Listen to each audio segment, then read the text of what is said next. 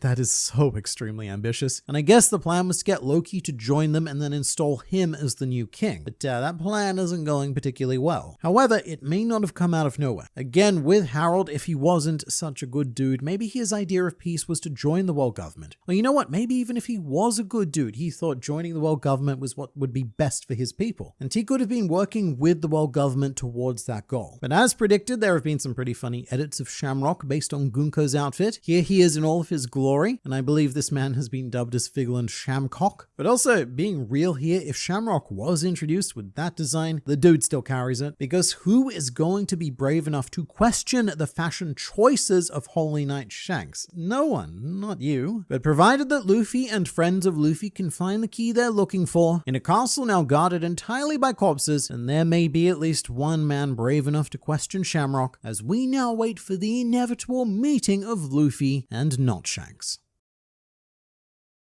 I don't know how to feel about the whole Shanks twin situation. I'm interested in how you feel about that. I vaguely recall you saying something about it one time, but you never elaborated on it. So what I said was that I'm not usually a huge fan of twins, because twins, especially evil twins, tends to be one of those devices used by lazy writers. I've almost never been satisfied by the answer to a mystery being solved by an identical twin. There are, of course, exceptions to that, which I won't mention, because if I do, then you know about the twin and it'll ruin the whole thing for you. But I am feeling pretty good about Shanks and Shamrock because it doesn't feel lazy or cheesy to me. If anything, it feels the exact opposite, something that has been meticulously set up to the point where we didn't even know that we first met Shamrock back in 2018 during the Reverie arc. With that said, a lot of my feelings are going to depend on just how well Shamrock stands as a character of his own. Because another thing I really don't like about twins is that the evil one often ends up being a shallow caricature, and that's because the evil twin tends to be introduced as this final plot twist and there's no time to really explore it. With twin twists, it's usually very quick in and out. Oh, here's a twin. Wasn't that a twist? And we're done. But in a story and a world like One Piece, Shamrock has the opportunity to really make an impact. And it's very possible that by the time that Elbaf is over, we may know him better than Shanks. At least that's the sort of thing I'm hoping for. Because I don't think that any of us would be satisfied by an evil Shanks that doesn't really have a personality or drive beyond being a stereotypical bad man for the sake of bad things. But I can't imagine that Oda would do that. Not with a character so heavily tied to Shanks. And so this is where the real work begins. I'm giving Oda the benefit of the doubt, and it's up to him to make this character work, and I know that he's more than capable of doing that. So I'm gonna go ahead and buy my ticket for the Shamrock train departing in approximately now, or more likely next week, so I'll see you there. It isn't confirmed Shanks is a Figarland, right? They could just look like each other, so I think it's helpful to go through this at regular intervals because, not everyone has seen Film Red, but in that movie, Uta was said to be the daughter of Shanks, and the Five Elders used that fact to complain about the Figarland family, heavily implying that Shanks is a member of that family, because the comment doesn't make any sense otherwise, as Uta had no known connection to anyone else. However, I do recognize that in the manga, the core product, that this connection between Shanks and the Figarland family has never directly been made until now. I think it's going to be pretty difficult to buy the idea that Shamrock just so happens to look like Shanks, and that Garling just so happened to look like Shanks as well when he was younger. There's definitely something going on here. And you know what? Maybe they're not brothers, maybe there's no fathers and uncles, maybe they're all just clones or something, but there's definitely a connection. And either way, I guess this would make the Figarlands the most infamous family in the One Piece world now, with an Elder Star, a captain of the Holy Knights, and an Emperor of the Sea, all in the span of 2 generations. I feel so vindicating for always insisting that Shanks was Irish. I mean, it was a pretty safe bet. Ireland has the largest percentage of redheads per capita, with a whopping 10% of the population being clad in those ginger locks, and Shanks itself is a Celtic surname. It even has its own coat of arms featuring a mighty 3 shells, which is actually a very interesting coat of arms to dissect in relation to One Piece, because it heavily features the color purple, which is of course a symbol of royal majesty, and the fess, mate, the fess, which is the horizontal line across the shield, that is a sign of military honor, with the 3 shells being a symbol of protection. So all in all, the Shanks family coat of arms definitely reflects Garling and Shamrock quite well as members of the Holy Knights, who have the regal military honor of protecting the world nobles, and so it also reflects the origins of Shanks. Although we should always keep in mind that Shanks might not be his birth name. He may have just been called that because he got a bit stabby with the Roger Pirates as a baby. But you know what else really should have tipped us off to Shanks' Irish heritage? That's right, his crippling alcoholism. An Irish Australian is the most confusing thing an American can hear. Alright, so this is referring to me. I wouldn't call myself an Irish Australian because we've just been here so long that the Irish, it's all just vanished in all but name. But Australia was a dumping ground for the ne'er-do-wells of the UK, of which only half of Ireland is a part of, but my ancestors were sent to this country as prisoners, primarily for the crimes of forgery and stealing a horse. And clearly, they weren't very good at either, hence why I exist. Internet man, have you given any thought to the Bonnie theories in regards to Shamrock being her biological father? Alright, so this sentence might sound a bit ridiculous at first, but there is a pretty horrifying possibility that this is true. And this dates all the way back to pre-time skip when, after the introduction of Emporio Ivankov, Oda got a flood of requests to show the gender-swapped versions of his characters in SBS segments. He went on to cover the Straw Hats, the Seven Warlords, the Admirals, and the Worst Generation, among others, and it was noted all the way back then that a gender-swapped Jewelry Bonnie looks pretty damn similar to, if not smack bang Shanks, which then started a whole series of theories that Shanks and Jewelry Bonnie were related. Father, brother, uncle, I've heard them all. I will say that the brother idea made a lot more sense before we knew Bonnie was 12, but up until now they'd mostly vanished from relevance. But now, we have a problem. Because we still don't know which world noble impregnated Ginny. All we know is that it was said a certain celestial dragon had his eye on her, which is definitely relevant because Shamrock's introduction box in this chapter labels him as a world noble. Not Gunko though, which is interesting. She's just introduced as a holy knight, no nobility. So she may not be considered a world noble as we suspected from the last chapter, but Shamrock definitely is. And we do see the feet of this assumed world nobleman in Kuma's flashback, but they're silhouetted and too vague to come to any real conclusions, except that it would be much more likely for a member of the Holy Knights to be present on a battlefield against the Revolutionary Army than it would be a world noble themselves, just a regular bubble one. So maybe it was Shamrock who abducted Ginny. And perhaps that's why we still have Jewelry Bonnie and Bartholomew Kuma with us on Elbaf right now, because their arc still isn't over, which would be a real dick move from that Ichiro Oda, because Bonnie and what's left over of Bartholomew Kuma have finally achieved some state of peace and happiness, so just mate, leave them alone. And granted, this whole idea mostly hinges on a gag that Oda drew in an SBS, but these SBS gags have gone on to be shockingly relevant before. For example, another long-running gag is readers asking Oda to personify certain objects in the One Piece world, usually swords and other assorted weapons. And so Oda once drew the Wadoichi Monchi if it was a person, which down the line turned out to be the design of Shimotsuki Kozaburo, the man who made the Wado. So I definitely don't discount anything that happens in an SBS, even if it's a joke at the time, because sometimes Oda hides things like this in plain sight. And I have to say, it would be a great way to frame Shamrock as the worst person who's ever lived as quickly as possible. For him to be the man responsible for the Ginny incident, as well as a key figure in the suffering of Kuma, Bonnie, and,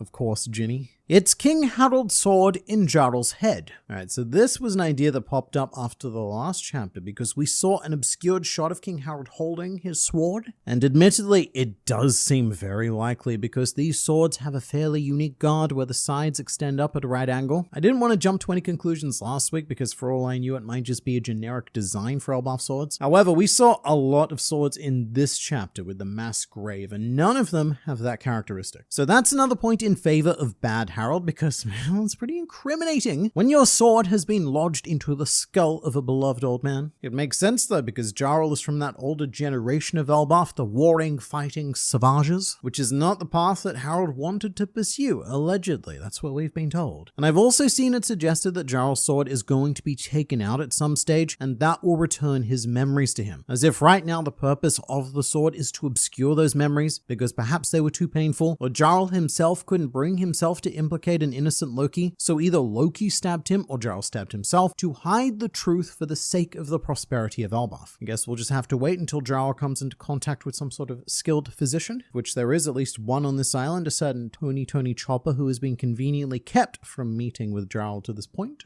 Jarl is pronounced Yarl. Look, I'm going to be honest with you. It is taking all of my self-control at all times not to pronounce his name as Jarl, so I'm going to take the win where I can. However, this commenter is 100% correct. In Japanese, his name is Yaruru, and I've been mispronouncing this since 2017 when he was first introduced in the Big Mom flashback. Very embarrassing. But not quite as bad as the fact that I genuinely thought that Robin's mother's name was Nico Olivia for most of my life, before coming to the startling realization that my lazy brain had just added that extra I. Loki must be using observation haki and future sight to anticipate those arrow attacks. Remember, he is blindfolded. So observation haki, yes, but not necessarily future sight. To invoke the Fujitora example again, he's blind, but his observation haki can make out vague shapes, which would be enough to see the rough form of an arrow. And after you've been hit by these vague shapes a few times, then you'd probably get the idea of what it is they denote, which Loki had. We'd cut to him and he was already all beaten up. But with that said, I would be all on board with Loki having future sight, because after Katakuri, any major player in this world kind of needs it to be taken seriously. Although since Loki lost to Shanks, maybe he doesn't doesn't have it, or if he does, it may have gotten cancelled out by Shanks being able to look slightly further into the future than him. As a despicable and creepy nerd, I am real happy with Oda giving more screen time to Road. As predicted, Road is well into his redemption arc. He went through the penance phase where everyone beat him up for our enjoyment, he even got crucified, and now Oda's softening him up. And I'm both surprised and not surprised at how much this chapter endeared me to Road. The shots of him as a child were adorable, and I love the friendship that he formed with Haradin. He's still going to be annoying though, that's not going to change. Oda's just taking Road from despicable, disgusting simp to more tolerable simp. This was necessary though, because Road isn't a Caesar-like character. He's not a villain that we can just discard somewhere on the side of the road. He's actually part of the Straw Hat Grand Fleet, so it is important that we can at the very least tolerate him. Gunko sure is arrogant. Yeah, right, very good. I read Gunko's ability like a counter to Future Sight, where no matter what, her attack will hit. I think that's definitely how Gunko thinks of it, mostly due to the aforementioned arrogance, but I don't know how reliable her words are. Gunko considers these arrows to be a path to a certain future, but we really need to see how they interact with someone who can actually move and try to avoid them, because in the situation with Loki, I'm just going to say it, even without the arrows, Gunko's attacks are guaranteed to hit, and using the arrows here is completely superfluous. She's just showing off. But when it comes to Future Sight, one of the most important things about that ability is that it gives you the power to change the future. You get a glimpse of what's going to happen, so you can now manipulate events to make those happenings not happen. However, if there is genuinely nothing you can do to stop her attacks, even if you get that glimpse and see it coming, then that would be pretty damn cool as well, because that would mean that we would need to find a much more creative way to deal with Gunko. Are you going to talk about the Lego One Piece and Netflix collaboration? Sure. So it was announced very recently that One Piece would be getting an official collaboration with Lego, which has been a dream of Eiichiro Oda ever since One Piece began. And this is something that has been suspected ever since the start of Elbaf, when we spent a few chapters in Road's Lego World diorama. And I guess the idea may have been to line this chapters up a bit better with the announcement, but maybe there was some sort of delay, like I don't know. In any case, before you get too excited, this is strictly a collaboration with the Netflix live action One Piece, which I do think is unfortunate, because the world of Lego and the world of One Piece, they aren't hugely different in that anything is possible. So I do think it's a bit disappointing that these Lego sets are going to be restricted to what Netflix managed to build in real life, instead of taking full advantage of Oda's imagination and Lego's infinite ability to bring any imagination to life. With that said, I do get the logic behind it. I think the idea is to have a more guaranteed international appeal, and the Netflix viewing numbers is something very nice and tangible to show to Lego, which would be a lot harder to do with the One Piece manga and anime. For example, I do this poll every year, but I know that approximately 70% of people watching this video only read the manga scans and never the official translation. So it's not like Viz could take their numbers to Lego and present a good case for sets to be based on manga. And I will say, I do think that a live action Baratie set would be pretty damn cool, but I'm not sure about everything else. King Harold looks like the Spiral King from Gurren Lagann. He does look quite similar to Lord Genome, yes. However, there is someone within the One Piece world that Harold looks disturbingly identical to, and that is part of this next question.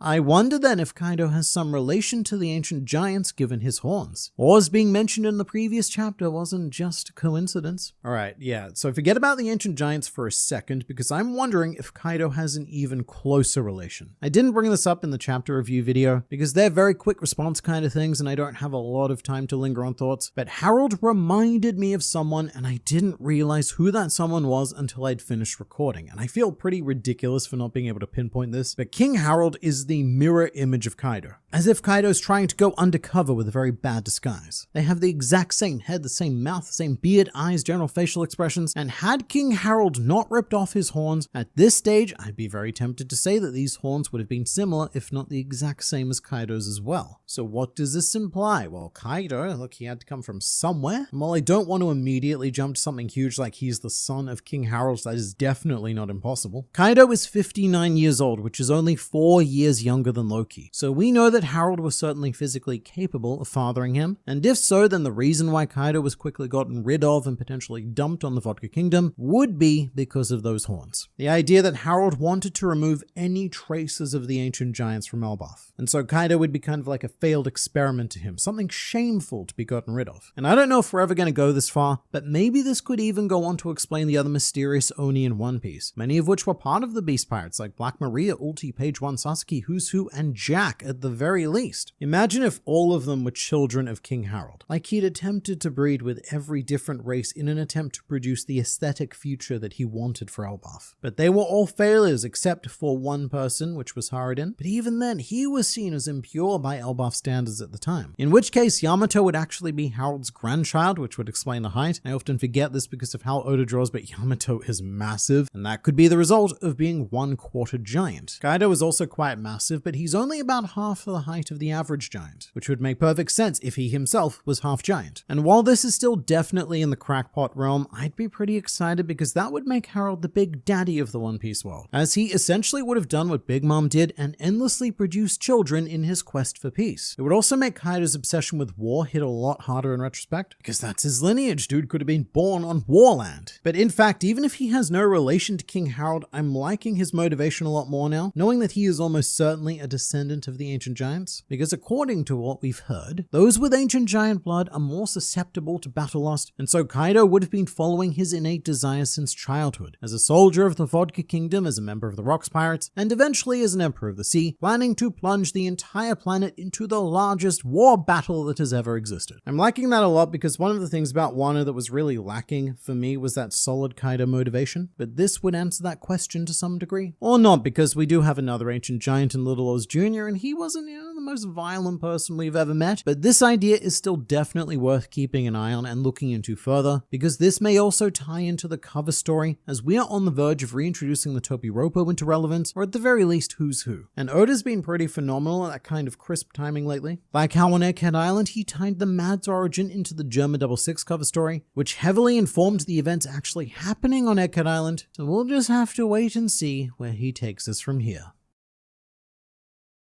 This chapter of One Piece was so good that I had to call the paramedics. I very excitedly got into my office ready to record this video, then promptly collapsed due to something slipping in my back, not good. Spent a lot of time on the floor, and 1 ambulance later, here's my ECG, heart just fine, it's good. But against better advice, I am sneakily recording this before I go off to fix my assorted health problems. And with this very short window of time that we have, we'll start with the cover story, because Who's Who has made his grand return back into some sort of relevance, and I don't want to skip past it, because there's every chance that it could end up being relevant to the Elbaf arc. That is, should Who's Who be one of these Oni people who have the blood of the ancient giants. Oda's been very intentional with the timing of his cover stories lately, and this is slotting in rather perfectly. And this whole situation is reminding me of Kozuki Oden, because it appears that Who's Who and Who's Who's crew have been abducting women to staff his own personal pussy palace. And if this had gone on for much longer, then I imagine that we could have seen a second harem revolt, which is when everyone rose up against Oden because he kept taking all their wives. And something I do find funny is that Who's Who has only just adopted the Wano attire, and he's looking a lot like Wano Trafalgar Law, actually. But it is very much, hello, my fellow samurai, after spending a decade subjugating them and refusing to wear their clothes that whole time. But aside from the cover story, this chapter has no chill whatsoever and is a very early contender for one of the best chapters of the year, because this sort of stuff is going to be real difficult to top. So right from the beginning, we're talking extremely casually about Shanks' history, the guy who we've been wanting to know more about ever since 1997, and crazily enough, there's not even one flashback panel of him. And I quite like this choice by Oda because it's usually very tempting to add a vague flashback drawing with some silhouettes to add some nice visual flavor. However, what we need to remember is who's narrating this. And that would be Figarland Shamrock. And I think it's quite powerful to just have him say this as matter-of-fact words, instead of coupling them with a drawing of the past, because it shows how detached Shamrock is. The fact that he's talking about his brother in such a clinical nature and he doesn't even care enough to conjure a mental image for us, the readers, to look at, shows us that there's no emotional attachment to Shanks at all, not even anger and or disgust at the idea of what Shanks has chosen to do. Shamrock is just perfectly neutral during this part, which is a very scary thing, because it reminds me of the mentality of the 5 Elder Stars. Shamrock speaks as someone who has managed to detach themselves from humanity on that same extreme level as the Elders have, and it's very disconcerting because at least with the regular world nobles, you always kind of know what they're thinking, because they can't help but open their gluttonous pig mouths to spew out every thought that manages to squeeze past the very narrow gap in their brains. But there's also something really scary about composure, and as we see later, Shamrock is capable of going from 0 to 100 in an instant, as he goes from completely neutral to summoning the guardian deity of hell to destroy his enemies. However, by far the most interesting piece of information to me is that Shanks has actually returned to Marineford at some point, but decided that that life wasn't for him and proceeded to yo-ho-ho his way across the seas. But of course you've got to wonder, exactly when did this happen? It was definitely after Roger's execution. Actually, I probably shouldn't say definitely. Very dangerous word. Because maybe there is a crazy scenario where Roger returned child Shanks to the world nobles and then Shanks said, "Don't leave me here, pirate dad." But my first thought was Buggy's flashback in chapter 1082, where all of a sudden Shanks changed his mind about finding his own ship, crew, and setting sail to Laugh Tale, causing Buggy to throw a bit of a shit fit. But what Shanks says is, "For now, I don't feel like trying to get there." That was 24 years ago. And we don't have any information about what Shanks was doing up until 2 years later. 22 years ago is when Shanks arrived at Syrup Village to recruit Usopp, which is often thought to be almost right after Roger's execution because they were both East Blue events. But Shanks could have blown off going to Laugh Tale with Buggy because he, for whatever reason, wanted to meet his biological family at Marineford. And whenever this did happen would be when Shanks acquired his sword Griffin, the same style of blade used by both Figarland Garling and Shamrock, which is kind of cute because it would imply that Garling welcomed his son home with whatever the world noble equivalent of open arms are, and either had this sword waiting for him, which was made for him since birth, or Garling had Griffin made for Shanks upon his return. I mean, there are other options. Shanks could have did the pirate thing of stealing it from Garling and thus making Garling make a new sword. But I don't know what Shanks would have been doing for these 2 years. However, I wouldn't discount the chance that he very briefly trained as a holy knight under his father and was spending an extended period of time on Marineford for some reason. Maybe it has to do with uncovering the various secrets hidden around there. Stuff like the national treasure that Doflamingo knew about. But hey, perhaps Shanks even stumbled into the very cold room with the massive straw hat that we saw Emo examine that one time during the reverie. Although speaking of Doflamingo, I imagine that Shanks' story would have made him ever so angry. The fact that Shanks had the chance to return to the Holy Land whilst Doflamingo desperately wanted to do so and was denied. I guess Shanks hadn't committed any crimes against the world nobles. The story could have been that he was abducted by Roger, bad man, and this was a long-awaited homecoming. But all of this talk about Shanks' family actually extends to Luffy's group, and it's very nicely contrasted by an adorable moment in this chapter where Luffy comes across the giants. They say it was Shanks who attacked him, and Luffy vehemently denies it. Although the most adorable part is actually Nami. She's been unusually chill throughout this whole endeavor, but I love that little laugh she lets out when Luffy's defending Shanks. And Luffy then says that Nami would do the same if someone was talking shit about Belmare, which is true, but Luffy says Morimare, Mori meaning tree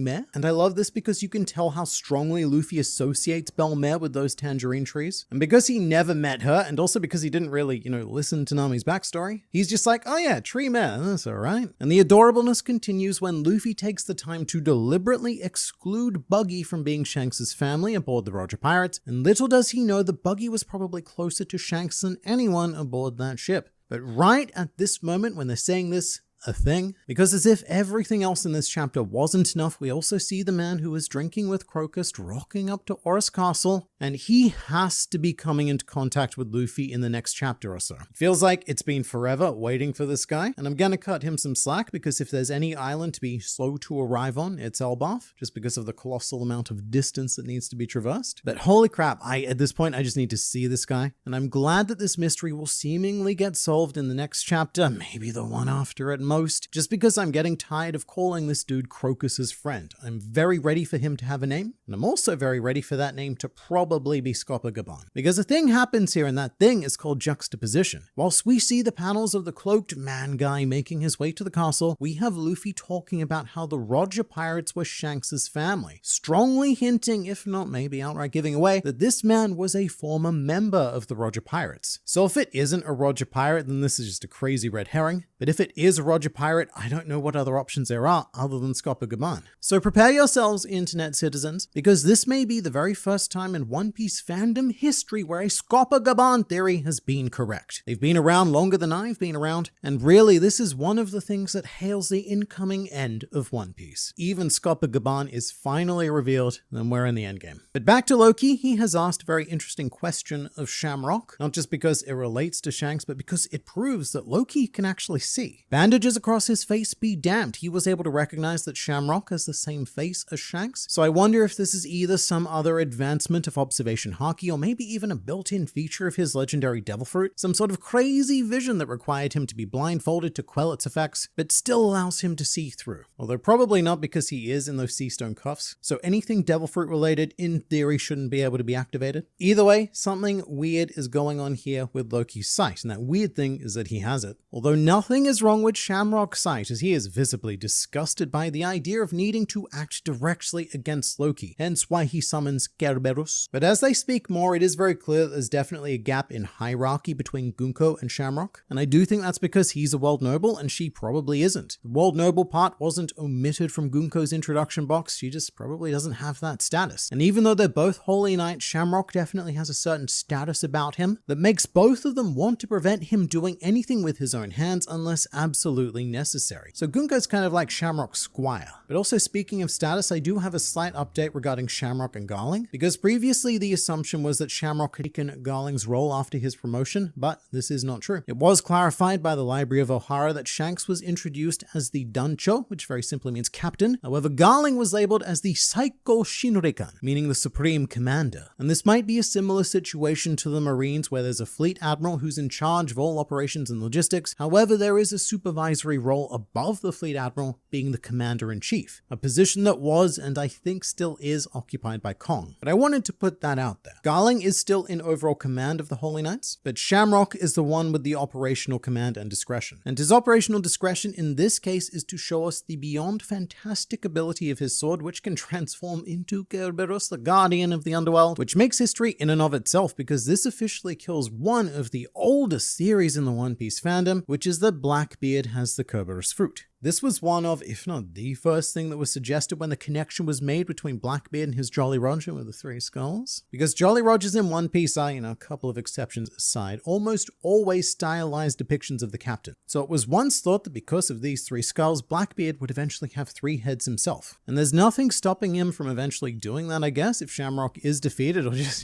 decides to leave the sword here, because why not? And Blackbeard chooses this fruit to take, then all of the prophecies will be fulfilled. And I will say that it's great to finally see a threatening devil fruit weapon, because they've generally been jokes, not that I don't love Lasso or Funk Freed, or even the filler ones like Alpaca Chino, who will always hold a special place in my heart, but this trio of good boys is on a whole different level. And there's also a really fun pun here that probably won't translate well into English. When Loki asks, "What the hell is this?" Shamrock responds with "Watashi no Kenda," which means this is my sword, but it can also mean this is my dog. The kanji says sword, but the way you say ken can also mean dog. So it's very clever, and I feel like that should be appreciated. And that pun may in fact be the sole reason why Oda decided to draw this. He does stuff like that. And this whole situation has been something that was hinted at when Oda was talking about which devil fruits he'd give each of the Straw Hats. And when it came to Zoro, Oda said that he would have Kaido's devil fruit, only he would imbue it into one of his swords. And ever since that answer, I have been waiting for something like this to happen. This is a mythical Zoan weapon, which means that it probably does a hell of a lot more than just your usual cut, slicing, stab, jabbing. And whatever that thing is, it has now left Loki in a rather precarious position. And this may be the reason why Loki gets freed. If there's, say, a scenario where the only way that Loki survives is to get them seastone cuffs off, and if Loki can use his devil fruit to heal or something along those lines, then Luffy would 100% do it, because he already has a very favorable impression of Loki. But something that I'm a bit mixed on in this chapter is the resolution of Loki and Shamrock, because Shamrock, with his mate, he entered this story so powerfully, but it does slightly annoy me that he's gone and done the boring bad guy trope of, "Oh, here's the thing that's probably going to kill you, and I'm just going to leave assuming that it does, thus giving you an opportunity to defy my expectations." I know that Shamrock says to Loki that if you survive, you can come fight me later. And I guess you can also justify it as being the attitude of a world noble. Shamrock legitimately does not care if any being lower than him lives or dies. But villains clocking off without finishing the job for no good reason is just one of those not One Piece tropes, not manga tropes, but media in general tropes that kind of annoys me, because it makes me feel like the author kind of screwed themselves over and couldn't come up with a better way to end this encounter. And look, before we move on, I do have to be that guy and say, as much as I love Gunko's devil fruit versatility, it does remind me of the words of a certain Birdman who once told me that there were only 5 flying devil fruits. Quite specifically, Pell said,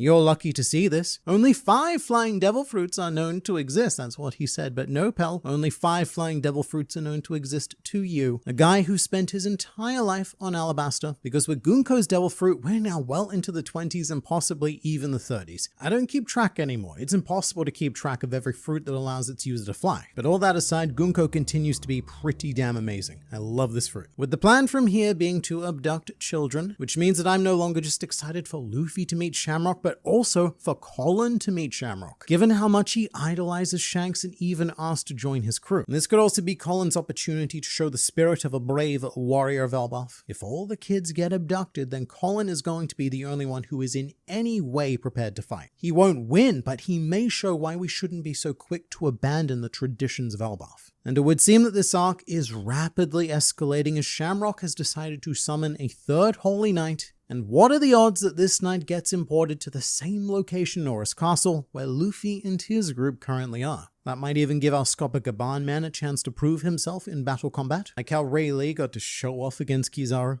And then there's the mural. Look, I'm gonna be honest, I didn't even try to dive into that in this video because there is just too much there. Because every time I look at it, I see something new, and every time I reread the Harley text, I also see something new. This mural is one of the most important 2-page spreads ever produced in One Piece, and we will go through it methodically, bit by bit, in the next video. But for now, I've got to go fix myself.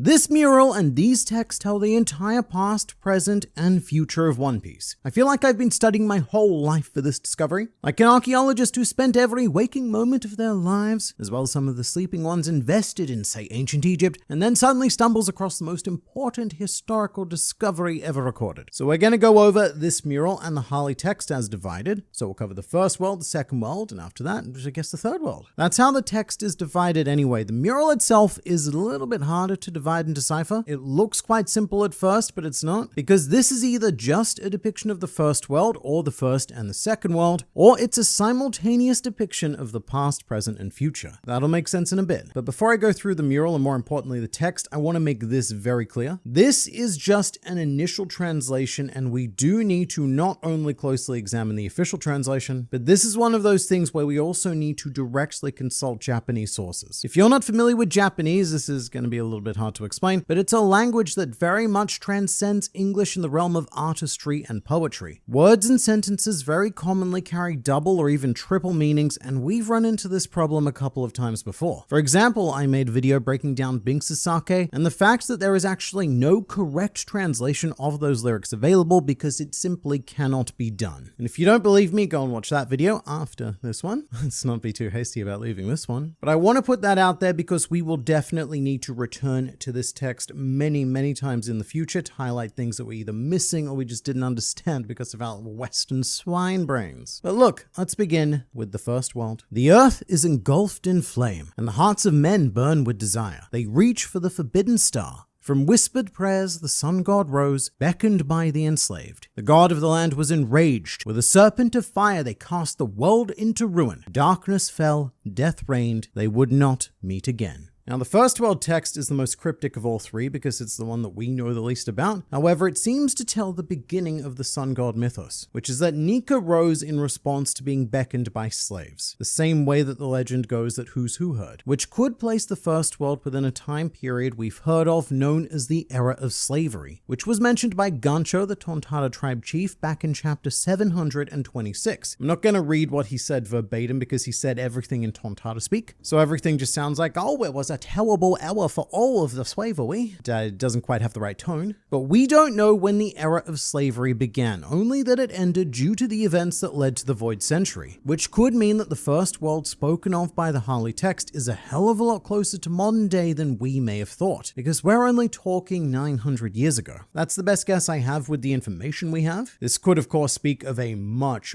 older time period, but this is where things get a bit thematically confusing, because we see this division of first, second, and and third world, and that would initially seem to perfectly fit the trichotomy of Nika, Joy Boy, and Luffy, a sun god figure for each world. And not to skip ahead too far because there's much more to cover in the first world, but the first and third worlds are the only texts that mention the sun god's direct involvement, whilst the second world mentions the sun, not necessarily the sun god, but the sun having been slain. So given that only two sun god figures are mentioned in the Harley text, it is entirely possible that the one being referred to in the first world was Joy Boy, not Nika. And that would make sense because the slaves, they're praying to this legendary sun god, so the idea of Nika must have existed in the first world, but Joy Boy could have gone on to be the manifestation of that. He's the one who rose up to end the era of slaves. But look, that didn't go down very well with the god of the land. And if we look at the mural, we can very clearly see the serpent of fire that the god of the land used to cast the world into ruin. However, right next to this serpent is the moon, and the moon seems to play a very major role in this world. And here's a bit of a wild idea. The moon itself may even have been the first world, one that by the end, as said, was left in darkness and ruin, as NL discovered when he eventually got up there. NL found the ruins of a highly advanced ancient civilization as well as ancient paintings, which are not too dissimilar from the mural on Elbaf. But the paintings that NL found appear to depict the descent of the Sky People to the One Piece planet. And we do see what could be that event in the Elbaf mural as well, with this flying ship seemingly being attacked by the serpent as well as the dragon bird looking creature on the tree. However, I think there's also an argument to be made that this could be a depiction of the ancient weapon Uranus, because there is a distinct lightning striky thing coming down from the sky arc. Looks very destructive and not fun, which seems very much like the device we've seen Emu use. However, these need not necessarily be separate entities. Uranus could have been the transport vessel of the Sky People from the moon to the One Piece planet. But this part of the mural also appears to depict the discovery of the Mother Flame, and we are told that the hearts of men burned with desire. So what we have here is this assembly line of people, I guess, mining the Mother Flame and using it to power their highly advanced city, which again could be the city that NL discovered on the moon, or it could even potentially be the Great Kingdom itself, which was also said to be ridiculously advanced. Although within this city you also see what appears to be slaves powering its system, which is strikingly similar to the travelator we saw on Marijois that looked all technologically advanced, like we were in a big airport, but it was being powered by slaves pulling it from below, which is an image that I can't get out of my head anytime I use a travelator now. So maybe this city in the mural wasn't the Great Kingdom, or maybe the Great Kingdom just wasn't as great as its name would imply. But the general idea is that these humans reached for something forbidden and were punished as a result. And we do see a figure that appears to be a monarch. There's a dude with a crown standing on a very elephant-shaped, I guess, sea void. I don't really know what this is. I say sea because within that shape is something that is unmistakably the Noah, the arc we saw on Fishman Island, and below it, Oda's even paying homage to the Noah's Ark mythology, showing two of every creature boarding it from below. There's also an angel next to it, which I'm slightly puzzled by. My guess is that it would be a sky citizen who made it to the One Piece planet. But then, isn't that Joy Boy? It was Joy Boy's responsibility to do the thing with the Noah. That's what his apology to the Mermaid Princess was all about, but I don't see this being Joy Boy. But also, it's at this point that I'm starting to think that this mural may not be divided by worlds, and that this could actually be just a depiction of the first world, because the whole mural is surrounded by flames, which is the way that the first world ended. The second world ends with the wrath of the sea god, water and such. So what we're seeing here from right to left looks like the era of slaves all the way through to the Void Century War, which I guess would make this Nika-like figure here Joy Boy, and that would make a lot of sense given that the figure to his right is a fairly obvious depiction of Emmet. But this is the half of the mural that I enjoy looking at the most because there's just so many cool details. On the side of Joy Boy / Nika is the aforementioned Emmet, but also a mermaid monarch, a mink, a tontata, a lunarian, and even a bunch of crazy crap like this whale. I'm not going to go into this now because it's a very long story, but there is a fairly credible idea that Pluton itself is a whale, or a battleship in the shape of a whale, or a whale kind of like Laboon, who is now, thanks to Crocus, a crazy biomechanical whale. Although the most crazy part is that in the mural, the whale is coming from the sky, not the sea, which is where whales traditionally belong. And we do see a lot of boats and even this fish, which is potentially a sea king being summoned by the power of Poseidon, but the whale is nowhere near the rest of its sea friends, and there's even some raindrops implying some sort of weather control, which may be relevant because in One Piece, a being known as the god of the rain has been mentioned by the Shandian tribe before. So we definitely can't ignore raindrops on an ancient mural, especially when the Harley text mentions gods so casually. But under the butt of the ancient giant, I believe we can also see some samurai of Wano. They're very adorably drawn with the focus on the sword and the top knot. And above them we have another ship bearing the now now extremely familiar sun symbol that we've seen all over the One Piece world at this point. What I'm very curious about is that there's no immediately identifiable buccaneers in this mural, at least not to my eyes. At first I thought that this guy here could have been a buccaneer because he's slightly bigger than the more normal sized figures, but it's also likely to be a normal sized giant because there's a strong Viking aesthetic about him. So maybe buccaneers are the guys in the boat with the sun Jolly Roger, but because that's the symbol that also ended up inspiring the Alabaster flag, this could even be some ancient Alabastans and maybe even Nefertari Lily. The other missing curiosity I have is that if this is a depiction of the Void Century War, then we would seem to be missing Zunesha, with the closest thing I can find again being this elephant-shaped void containing the Noah. And before we move to all of the second world stuff, it should be said that a great serpent has been mentioned before in One Piece, and that would be by Dory and Broggy in chapter 129, who stated that the only thing they cannot pierce is a snake soaked in blood, which is a very bad translation from early Viz, and they're more accurately stating a great legendary snake, almost certainly a reference to Jormungandr, who surrounded Midgard and became known as the World Serpent, and I guess potentially implying that this serpent at the end of the First World created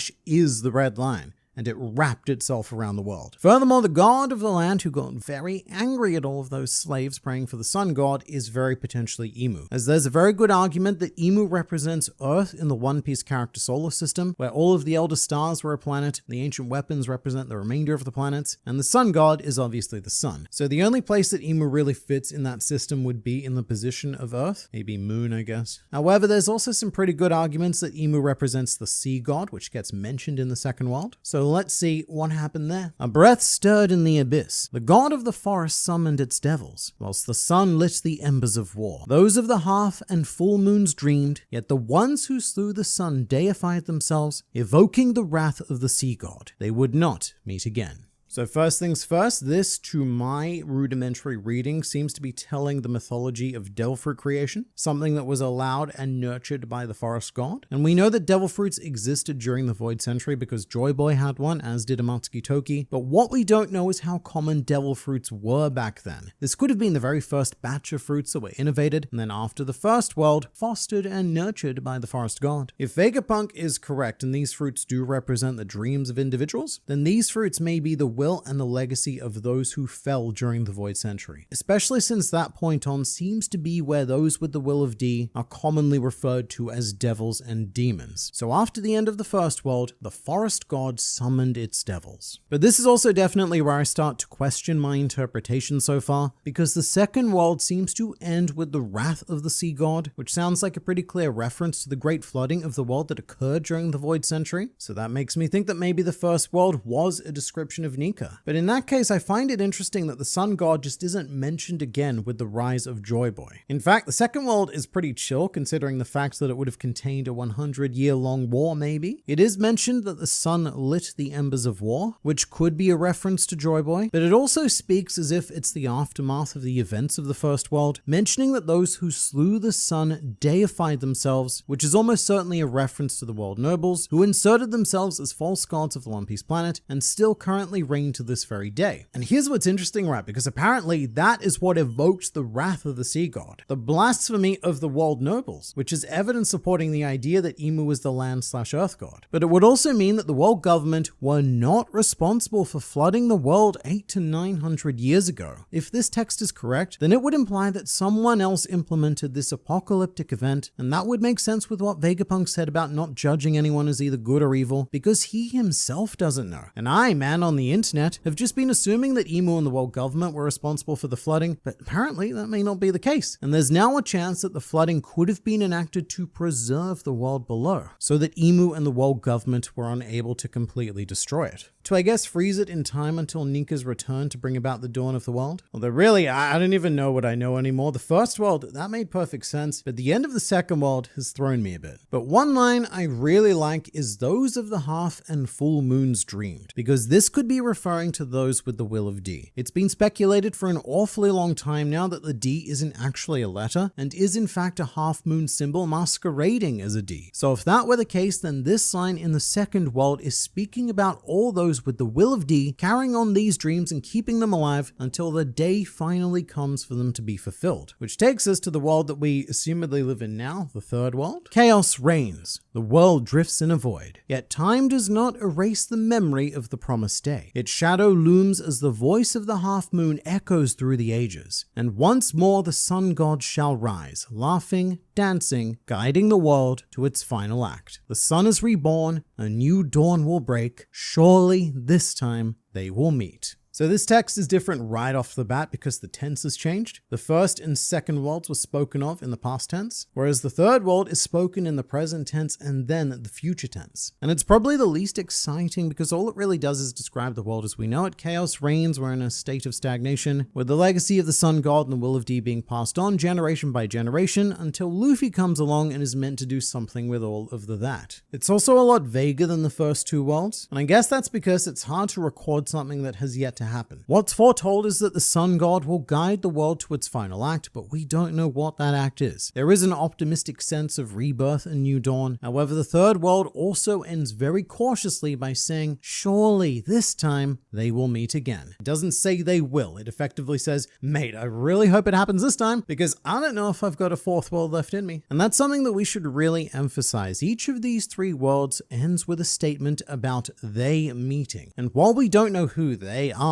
it's very reminiscent of the words of the Sea Kings that were overheard by Roger and Odin. The birthing is at hand. Our sovereign will soon be born, and in another distant sea, the whales are delighted in anticipation of the day that the two sovereigns shall meet again. We have been waiting for so long. It's almost here, and surely all will go well this time. Just 10 until birth, another 15 to grow. And one of those sovereigns was identified as Princess Shirahoshi, who has inherited the will of the ancient mermaid princess with Poseidon. And the other sovereign is assumed to be Luffy just because he's carrying on the will of Joy Boy, which takes me back to the idea of the first world being Joy Boy's story, because that was the last time that the mermaid monarch met with the incarnation of the sun god. But there's a lot of assumptions happening there, and also Luffy has actually met Shirahoshi already, so if that is the prophecy, then we've kind of ticked that off. But it could also refer to their ancient legacies in some way, like Luffy hasn't met Shirahoshi after awakening Gear 5th, and it may also have something to do with fully awakening Poseidon. But look, all I know is that the end of each of the three worlds is highly likely to be a reference to the two sovereigns that were being described by the Sea Kings. And it's no guarantee at all that the second sovereign is Luffy. Again, that is just an assumption we're making. The second sovereign could be something like, I don't know, Momonosuke, because he's also intrinsically tied to the dawn of the world in ways that we don't quite understand yet. And something that I should also get back to is the idea that this mural may not necessarily be linear. It might not just be showing us the past, but the past, present, and the future, because there's a lot of elements that cross over. Like the arc in the sky could represent Enel's arc Maxim in the current day, and as I mentioned, there are still slaves working the mechanics of a great kingdom to this day on Marijois. Of course, Luffy looks exactly like Joy Boy and Nika and gathering all of the same allies, so we at the moment have no idea how deep this goes. But there's one more curious part about this mural which we haven't seen, a piece which Frankie was conveniently standing right in front of. So sure, this might just be the base of the tree and nothing interesting to see there, but Oda could have also been deliberately hiding a very important part of the story from us, and I wouldn't be surprised if we cut back to this at some point for yet another important revelation. But you let me know in the comments what your mural theories and thoughts are.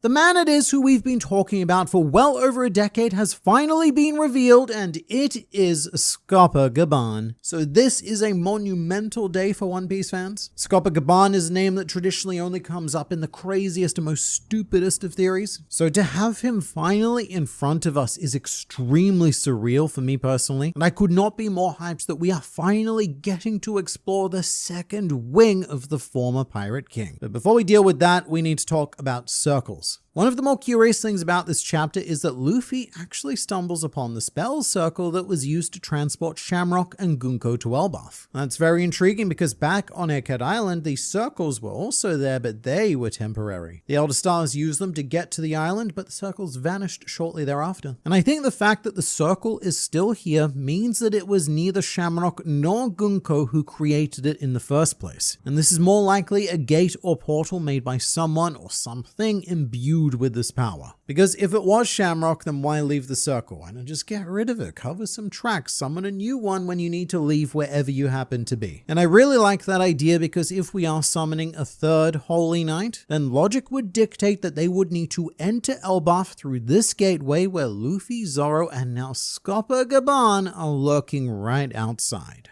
Which is definitely not what I would want to see if I was a lone Holy Knight. An Emperor of the Sea, a wing of the former Pirate King, and Zoro waiting for me. But there's also another opportunity here if the circle is indeed a gateway, which is that it may be able to transport people to Elbaf, but also it can theoretically transport people back to the Holy Land of Marijois. So if our crew saw fit for any reason, then perhaps this is the mechanism by which they could all invade, rather than having to sail all the way back to the Red Line. One of the key principles of One Piece is never going backwards. I mean, almost never. It's happened here and there, like we did go back to Water 7 after any slobby, but they were considered the same general area of the world. But Oda really doesn't like to retrace steps, and I imagine that's because Luffy wouldn't want to either. We've come this far into the new world, on the cusp of discovering Laugh Tale and becoming the Pirate King, so sailing backwards isn't an appealing idea from any perspective. However, a funky fast travel portal that could take us right back to where we were, then that's a different story. But something that you may or may not have missed is Nami's commentary on the circle, which is that she's read about some countries that use circles like these to summon assorted demons, which is a reference to Namakura Island where Brook was sent by Bartholomew Kuma. And this isn't the first time that Nami has whipped out book knowledge like this. Very late into pre-time skip, Nami also read about Raijin Island on Weatheria, which is the island that's being perpetually struck by lightning. And I guess my point here is that Nami's geographical knowledge of this world, not just weather related, but also its cultural elements, is so incredibly deep, but very not often utilized in any decent way outside of navigating and sailing. So I love some more of that. But we are then interrupted by the man of the chapter, and look, I'm quite amused that Oda even tried to hide his true identity from us at first. I mean, he really didn't try at all. But Scopa Gabban is just introduced to us as Yasan, which is very similar to how Ray Lee refers to himself. He prefers to be called Ray-san. However, the Ya is a bit confusing to English readers. It actually comes from Scopa Gabban's real name, which is Scopa Gabban. However, when this name was first used in the Viz translation, it was simplified to Gabban because Gabban was probably considered a step too Japanese. To be fair, in Japanese, Scopa is also Sukopa, so I can see why they made the decisions that they did. I feel like if Scopa Gabban was introduced these days, they might just keep it as Gyaban. And it does make this introduction a bit more confusing. His name is Ya because it's a shortening of Gyaban. But Oda really could not have made it any more obvious if he tried, and I do think he tried a lot, because the very first thing that Mr. Yasan does is throw a colossal axe at Luffy's group, which to me feels very Garp-coded. Unlike the very chill Silver's Ray Lee, Gabban seems to be a much more fiery presence who engages in dangerous activities for a laugh. Although he wasn't always like this, and Gabban very much seems to have followed the well-established One Piece path of old man evolution, which is most potently displayed through Sengoku. When he was a fleet admiral of the Marines, he was extremely serious, no-nonsense, and very cautious. However, since retiring, he's become a joyful, smiley old crackpot. And what we're seeing with Gabban is definitely Roger's influence. Like what we see with Sengoku is Garp's influence. And we even have a couple of flashback panels of Roger and Gabban, and Ray Lee's even in one of them. And they're all arguing, assumedly because Roger wanted to do something really stupid and extremely dangerous. But before moving on, this is another glorious day for us, the Grand Fleet, as we get to mark Crocus friend reveal on the bingo card, which means that we're 4 chapters into the year and have 4 hits on the card already. Very strong start. But we are hitting a lot of the easy stuff. I do think that achieving an eventual bingo is still going to be quite difficult. The moment we met Silver's Ray Lee, it was suspected that Scopa Gabban would fulfill that Sanji roll aboard Roger's ship, just because of the parallels between Roger and Luffy were far too strong, as well as the similarity between Zoro and Ray Lee. And so we were waiting to complete the Roger Pirates Monster Trio with this Sanji-like figure, and mate, we got just that. I love that Gabban is introduced wearing a Hawaiian shirt because it's like he's ripped it straight out of Sanji's wardrobe. Sanji definitely goes for those more flamboyant looks, as we saw on Skypia, but also most recently on Egghead Island where he was donning a Hawaiian shirt. And I think that's a very purposeful connection that Oda made here. At one stage, Luffy even says that this is what Sanji's going to be like as an old man, but that's more in response to all of the love stuff. I don't know how this is going to be translated in the official, but Scopa Gabban claims to be a missionary of love, which is a profession that I'm sure Sanji will volunteer for the moment he finds out it exists, and it may even inspire a new post-All Blue dream for him. And with all of the similarities, I'm surprised that Zoro didn't have a stronger reaction to Gabban. Something like a deep sigh and saying,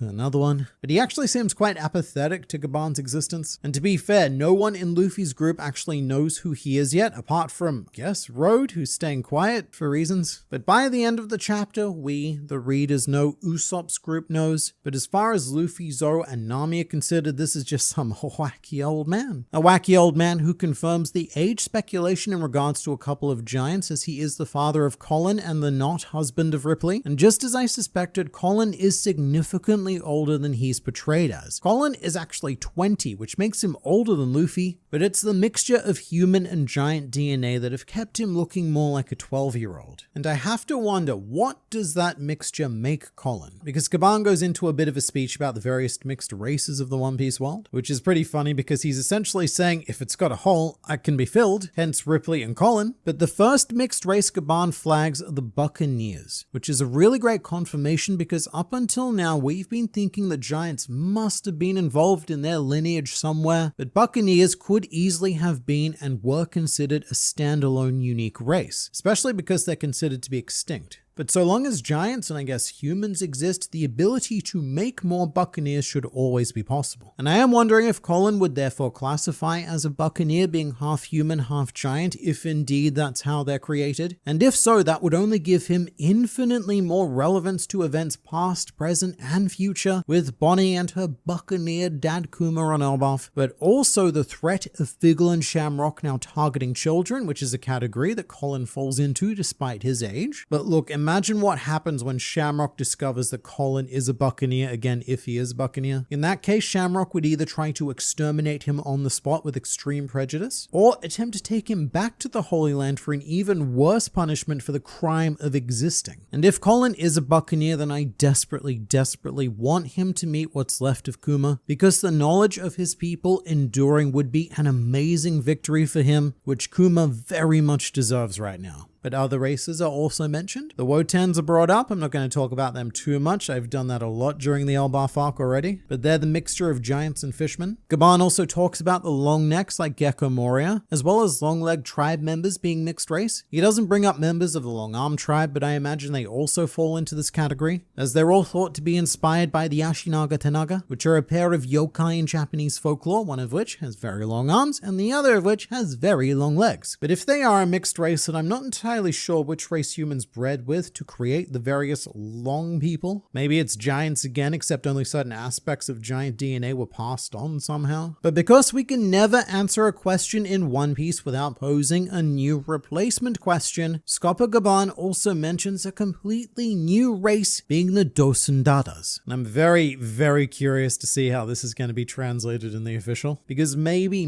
they'll just leave it as the Japanese, but Viz generally doesn't do that. And what it most reminds me of is the character Dosen, one of the new fisherman pirates, who was named that because Dosen is an onomatopoeia for a heavy thud like one a hammer would make, Dosen, and Dosen is a hammerhead shark. But that part of the name isn't a huge help on its own. However, the data part, that I would bet some solid cash money that this is referring to the Tontara, because often Japanese words are subject to rendaku, which changes how you say a word when it becomes the second part of a compound word. A great example of this is origami. We all know what origami is, the funky paper stuff. But logically, that word should be orikami, because kami means paper. But due to the effect of rendaku, when you put it together as a compound word, it becomes origami instead of orikami. And I guess if we take both hammers and the Tontara into account, then this could actually refer to a race of dwarves that we would be more familiar with. You know, the Tolkien-esque miners and blacksmith who love to wield chunks and hammers. So maybe if it is translated in Viz, it would be hammer dwarves or hamatatas or even hamadatas. But look, I'm endlessly curious about how these are made, because to me, the association with big chunky hammers and blacksmithing is very giant, and so would this be a combination of giants and tontara? Because that would be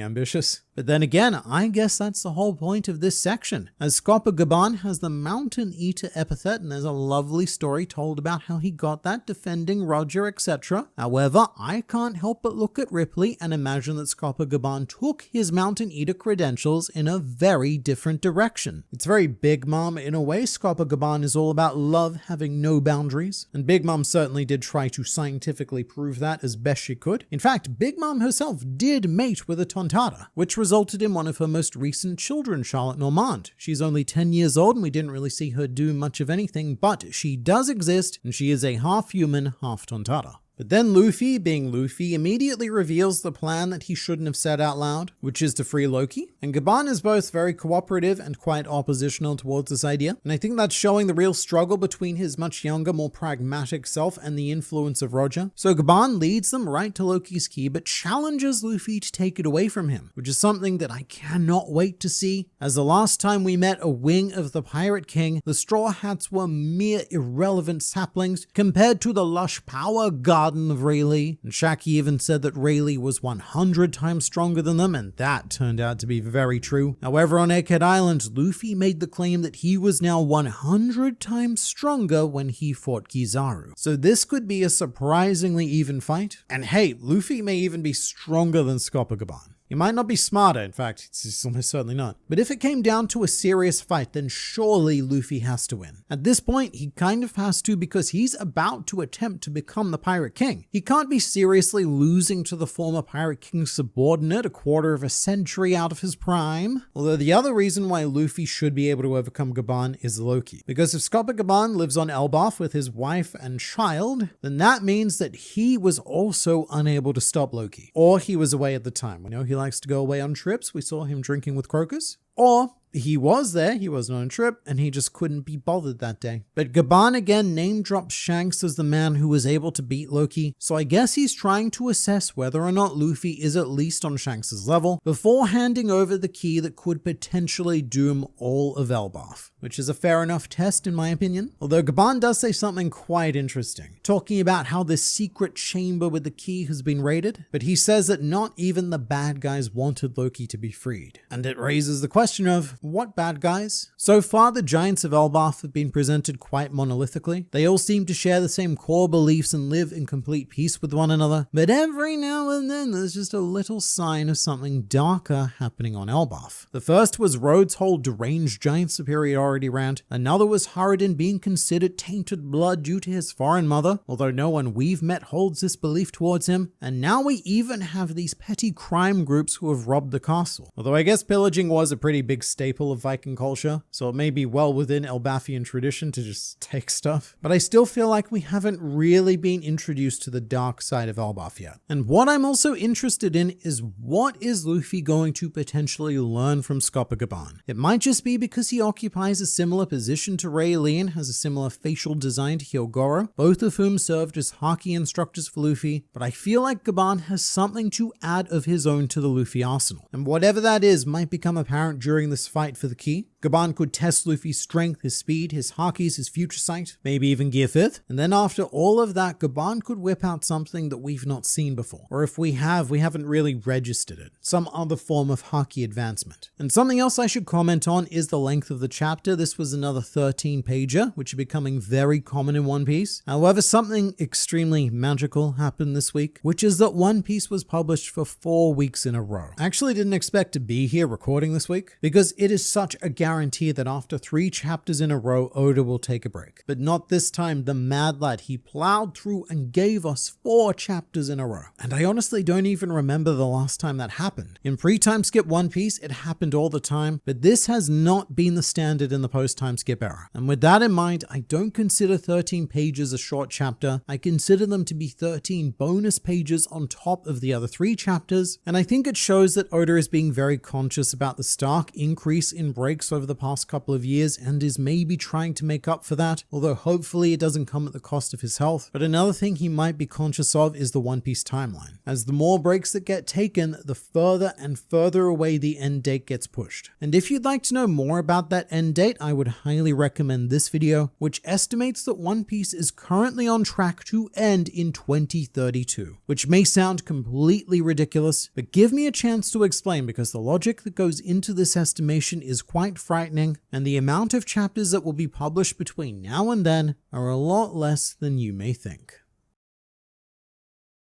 I think Scopa Gabban is a potential candidate for the man marked by flames. His scar on his face kinda resembles a flame, so this could be true and it does kinda resemble a flame, but I'm not necessarily convinced with what we've seen so far. Again, what I will grant is that Scopa Gabban does have quite the unique scar that does have curvature consistent with depictions of flames. So look, for fun, let's preemptively tick that one box off, but the issue is that we still need two other huge criteria to be met, one of which is that the man marked by flames is said to sail on a pure black ship, and the other is the ability to conjure strange weather phenomena that stops anyone else getting close to the ship. But look, if I wanted to make the case that it was Scopa, then it would be that after Roger was executed, or after Roger disbanded the crew, Scopa Gabban may have taken the Ora Jackson or another ship, perhaps a black ship, to Fishman Island to pick up that road poneglyph and ensure that it would be protected for the next 24 years before the man who inherited Roger's will would be ready to make use of it. And given how much he loves exploring, Scopa Gabban could be in a permanent state of sailing around the world. Hence why we saw him catching up with Crocus, but always making time to stop in on Elbaf and see his family and such, which would also go on to explain why he may not have been present during the whole Loki situation. Although I have to say, at the moment, I think the dragon is still the stronger candidate, because no, he doesn't have the flame marks, at least not that we've seen. Who knows what's happening under that cloak, but he does have the full black ship, the Wind Grandma, and demonstrable access to weather-altering abilities. So mathematically, that is a mighty 2 points in favor of dragon and just 1 in favor of Scopa at the moment. But I am very, very open to it being Scopa Gabban as well. And having brought up interestingly shaped sort of scar marks, I didn't notice this the first, second, or even third time I read the chapter, but within the ruins of Orus Castle, the site of the battle between King Harold, Loki, Jarl, and the 100 giant dudes, there is a very familiar slash mark on the wall, which is very, very Shanks. Or I guess very, very Blackbeard, because he's the one who made the scar. And I know that this likely has no connection to that situation at all, but it is a very interesting mark, untypical of what a giant would conjure. So to me, it points to one of two possibilities. One is that the assault on Orus Castle featured Loki's animal friends who did a bit of a rah, but the other possibility is that this may be a hint towards Loki's devil fruit being a Zoan, perhaps initially suspected by many a Fenrir wolf-style Zoan fruit. And it was Loki who made this mark. The Mountain Eater is only one of his epithets. He's also known as the Canyon Filler, the Mountain Penetrator, the Cave Dweller, the Cave Painter, the Love Juice Swimmer, the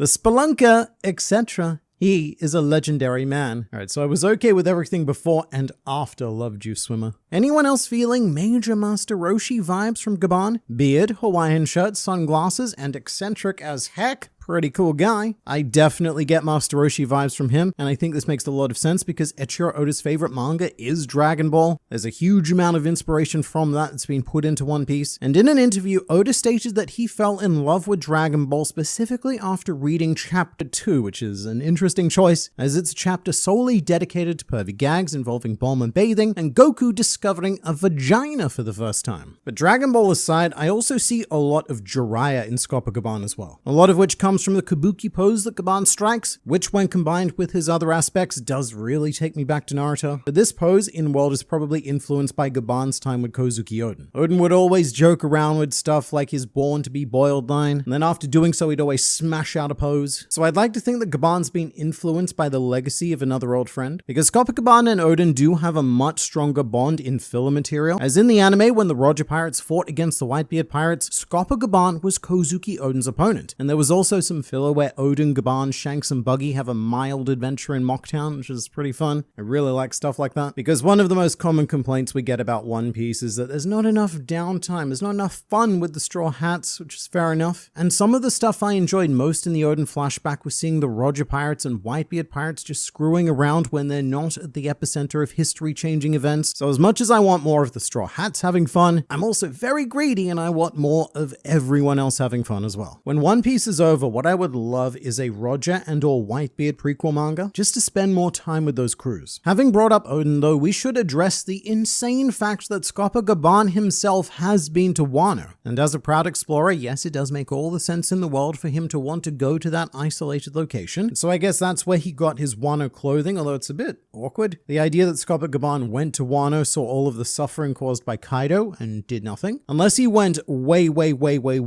long ago before the whole Oden situation happened. But with what we know, it seems more likely that Gabban visited after the Roger Pirates were disbanded, and he makes it sound like he had a great time. And look, I get it, Scopa Gabban on his own probably can't take down Kaido and the entire army of the Beast Pirates. It took a massive alliance to bring him down in the end. But I'd love to know what Gabban actually did there, because when we were there wasn't a whole lot to do except go sightseeing in the wastelands and count the weapons factories. That mountain hospital Scopa took Roger to was possibly Kureha's, so this would be really fun because we are still waiting for that Kureha-Roger connection to be revealed to us. As long ago, it was actually Dr. Kureha who first stated Roger's real name. She was the first person to refer to him as Gold D. Roger instead of Gold Roger, meaning that she didn't just follow Roger by the newspaper articles that misprinted his name. No, Kureha probably met him, as she was also the first person to directly mention the Will of D. And this would also result in another cool parallel between Roger and Luffy. Luffy had to take Nami to Drum Island to get her healed, and Scopa Gabban may have needed to take Roger there to get some injuries fixed. That or look at his disease. And this would be the place to go because remember that Drum Island pre-Warpol was considered one of, if not the most medically advanced nation in the entire Grand Line. So there's no better place to take Roger, although at the time it should be said that Dr. Kureha was not living in the castle on top of the Drum Rocky, but those are not the only mountains on Drum Island. We don't really register it because the Rockies are the main point of focal point, but if you look slightly below that, there are snowy mountains everywhere. And in Chopper's flashback, we see that Kureha was living deep in a wilderness in this lovely little tree house, and depending on how long ago Roger may or may not have been taken there, all of the trees and stuff could have grown back by the time that Chopper came around because Scopa Gabban was set to just level the entire area. But I am liking this idea quite a bit. And you know what? It could also potentially explain where Kureha picked up her axe throwing abilities, which would be from watching Scopa Gabban at work. Colin having two parents alive living on the same island with him has me feeling deeply concerned. Alright, I get what you mean, and I don't know who I should feel more concerned for, because Ripley and Scopa Gabban are both in very narratively unsafe spots. Due to having pumped out spawn, Ripley is now subject to the One Piece mother curse. Being a mother is by far the most dangerous profession in all of fictional Pirateland. They just don't seem to last very long. And in Loki's case, the idea of a curse seems quite literal. He was born and a year later his mother died because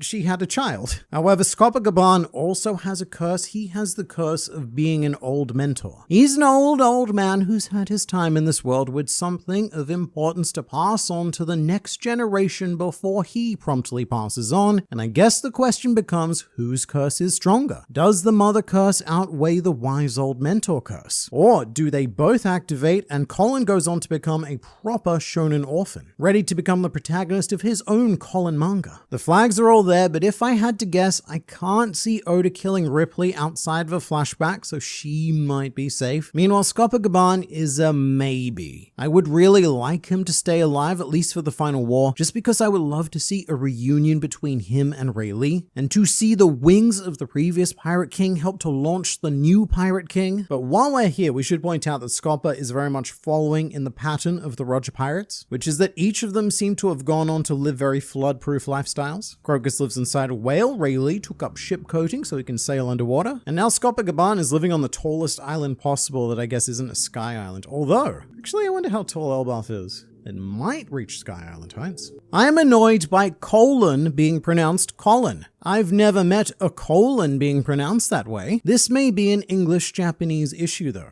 Alright, it is an issue of a couple of things. Firstly, the Japanese way to pronounce the English word colon is exactly the way that Colin's name is spelt, Gordon. However, this name isn't taken from our assholes, no. It's because most Elbaf giants are named after wrestlers, and Colin's name actually comes from a family of wrestlers named the Colons. At least that's how I think you pronounce it. I don't know, I'm not good at the Spanish. But what's actually happening happening here is an issue with the scans. Because for whatever reason, they insist on translating Colin's name as Colin, whereas the official translation does go with the more pragmatically accurate spelling of Colin. Not I-N, U-N. Colin, not Colleen. And I think that the scans are sometimes afraid to correct themselves after the official release, and continue to go with their choice just to be different and portray themselves as the superior translation, and so that's why scan-only readers are now being forced to learn all about colons instead of Colin. Although admittedly there is an English, Spanish, Japanese disconnect as well, because what we do, right, is we take the Spanish name, then we turn that into Japanese, then we take that Japanese word and we turn it into English, which dulls down how the original Spanish is said, and then what you do, right, is you take an Australian man on the internet and you ruin everything with the Australian accent, and that's how we end up in the situation we are here. Another thing with getting 4 chapters in a row is the production of the live action is at a point where Oda's direct input may not be needed since the new season comes out this year. Yes, we should definitely mention that. Filming for season 2 of the One Piece live action series has officially concluded, at least the principal portion of it anyway. I say that because with season 1 they actually did go back and reshoot parts of it due to Oda's feedback. There were some parts that he wasn't happy with, and to the credit of the production that I often criticize, they took that feedback and kept working with it until Oda was satisfied. Part of those reshoots involves stuff happening on Baratie, because Zeph's actor posted about flying all the way back to South Africa for it. So I actually don't know if Oda becomes less or more involved now that we're in post-production, although my suspicion is that at all times he's far less involved than people like to say. I often see statements being made like Oda chose the cast himself, and I guess it's technically true to some degree. Oda is given final approval of the casting choices, but that's more of a thumbs up than a sitting in an audition room kind of thing. What we should remember is that Eiichiro Oda doesn't speak English, so there's only so much input that he can have on casting English-speaking actors. So I think it's more of a situation where the casting makes their choice, then sends it to Oda for a thumbs up or a thumbs down. You know what's funny? It's that they have a whole dude who went to Laugh Tale in person, and they're still out here arguing about an interpretation of the Harley text. That's a good point, and it actually reminds me of the words that Silver's Rayleigh said to Robin about the whole idea that even after she reads and discovers the true history, Robin may find a different answer to the ones that the Roger Pirates did, which seems very consistent with the Harley text. So even though, yes, the Giants do have someone living with them who's been to Laugh Tale and discovered the true history of the world, it doesn't necessarily mean that that knowledge has solidified one interpretation over the other. And it's also possible that Scopa Gabban hasn't even told anyone what they found on Laugh Tale for whatever reason. Like maybe he feels like telling people too early would be influencing the overall outcome. I think it makes sense that Oda introduced him like this. Casual fans probably have no idea who Scopa Gabban is. Even if they recognized his face, I'm sure they wouldn't remember his name. That's an interesting thought. If you are a casual One Piece fan watching this video, please do let me know, because I've been making videos about fictional pirates on the internet for about 10 years now, so the idea of background legends like Scopa Gabban has always been in the foreground of my mind, and for the longest time he was the first answer to any new question or new silhouette that ever popped up in One Piece. But if any of you were completely blown away because you'd forgotten about him, or perhaps never quite conceived of his existence in the first place, then I would love to hear about that experience. Because from my perspective, yes, this was very exciting, but also very well within expectations, because there were just too many things lining up this time around for it to not be him. So who is that old shepherd with the tattoo at the beginning of Marineford? So that old shepherd is a character who's gone to get much more focus in this fan base than he probably deserves. For anyone unaware, this comment is referring to this character who appeared on an unknown island in East Blue, talking about how if Whitebeard was wise, he would not show up to try and save Ace. And I don't know who's responsible for this trend, but one day, a decade or so ago, a YouTuber decided to make a Scopa Gabban theory and use this man as the thumbnail for that video, claiming that he was Scopa Gabban, which started a trend of everyone using this old man, not just for Scopa Gabban videos, but to talk about any lurking legend and any fabled One Piece world character whose whereabouts were currently unknown. And I suppose this chapter officially marks the end of that decade-long trend. The portal being in the old throne room and not disappearing implies that it was already there. So the theory that Harold was in contact with the world government might have more weight now. That is indeed the other thing. This could be a permanent gateway from way back, and if so, someone had to place it there. Which is another point very much not in favor of King Harold's intentions, to have this fast travel to the highest authority of the world government sitting right in front of his throne. But I'm also starting to become a bit suspicious of Yarl as well, for quite a few reasons that I'm going to detail in a video of its own. But for now, with the portal, it may actually be the answer to a logistical issue we've had in the past, which is the issue of how Mother Carmel conducted her orphan selling business. We do see her meeting with Cypherpole agents on her new island after needing to leave Elbaf to sell orphans to the world government. But how did she conduct business prior to this on Elbaf? World government ships probably didn't just casually sail up to the island without being noticed, but a handy teleporter makes this sort of trade very logistically feasible without anyone noticing. Anyone except the king, whose throne is right in front of the circle, that is. So I really cannot wait to dive more into Harold, because he's either going to be one of the most tragic figures in all of One Piece history, or he's going to be one of the most evil and most detestable. Also, fun thing about the circles, could these waypoints be the reason why those demon worshipping cultures developed, like Namakura Island? The idea that one day people stumbled upon a portal used by either the elders or the Holy Knights, and maybe they even saw one of them emerge from the portal? Like say this Holy Knight guy wearing the skull during the God Valley instance, looking very demonic, and so that encounter was mistaken for summoning a demon, and then a whole society formed around worshipping that idea. That could be very possible. In the cover story, the two rebels tied down by Who's Who are definitely Page 1 and Ulti. Yeah, it's fairly obvious it's them, and I'm very excited to see both of them again, even if it is just a silhouette. And I feel like those two could be the beginning of Yamato's vassals, because Ulti and Page 1 clearly have some sort of issue with the surviving members of the Toby Roppo, or at least Who's Who. So what happens here is probably Yamato saving them, and Ulti and Page 1 becoming traveling companions for the rest of the journey around Wano. And so we're probably beginning that very standard process of One Piece bad guy to good guy transition. I do not believe this to be likely, but it would be interesting if Scopa taught Luffy about the voice of all things. You know, that may very well be it. Because at this point, Luffy seems to have mastered everything except for the voice of all things. Luffy's achieved advancement in all three types of Haki. He's also awakened his Devil Fruit. There's perhaps room for improvement in regards to the stamina of that awakening, like how he did eventually manage to overcome the drawbacks of Gear 3rd, but the voice of all things is something that we haven't even touched yet. And while Scopa Gabban likely doesn't have it himself, although I guess he could, and maybe that's why he finds exploring so much fun, because he's just following voices all over the world. But even if he doesn't, he still spent enough time around Roger and Odin to have a good idea of what they went through, and he may be able to provide some guidance to Luffy on this front and prepare him for the final step towards achieving his dream.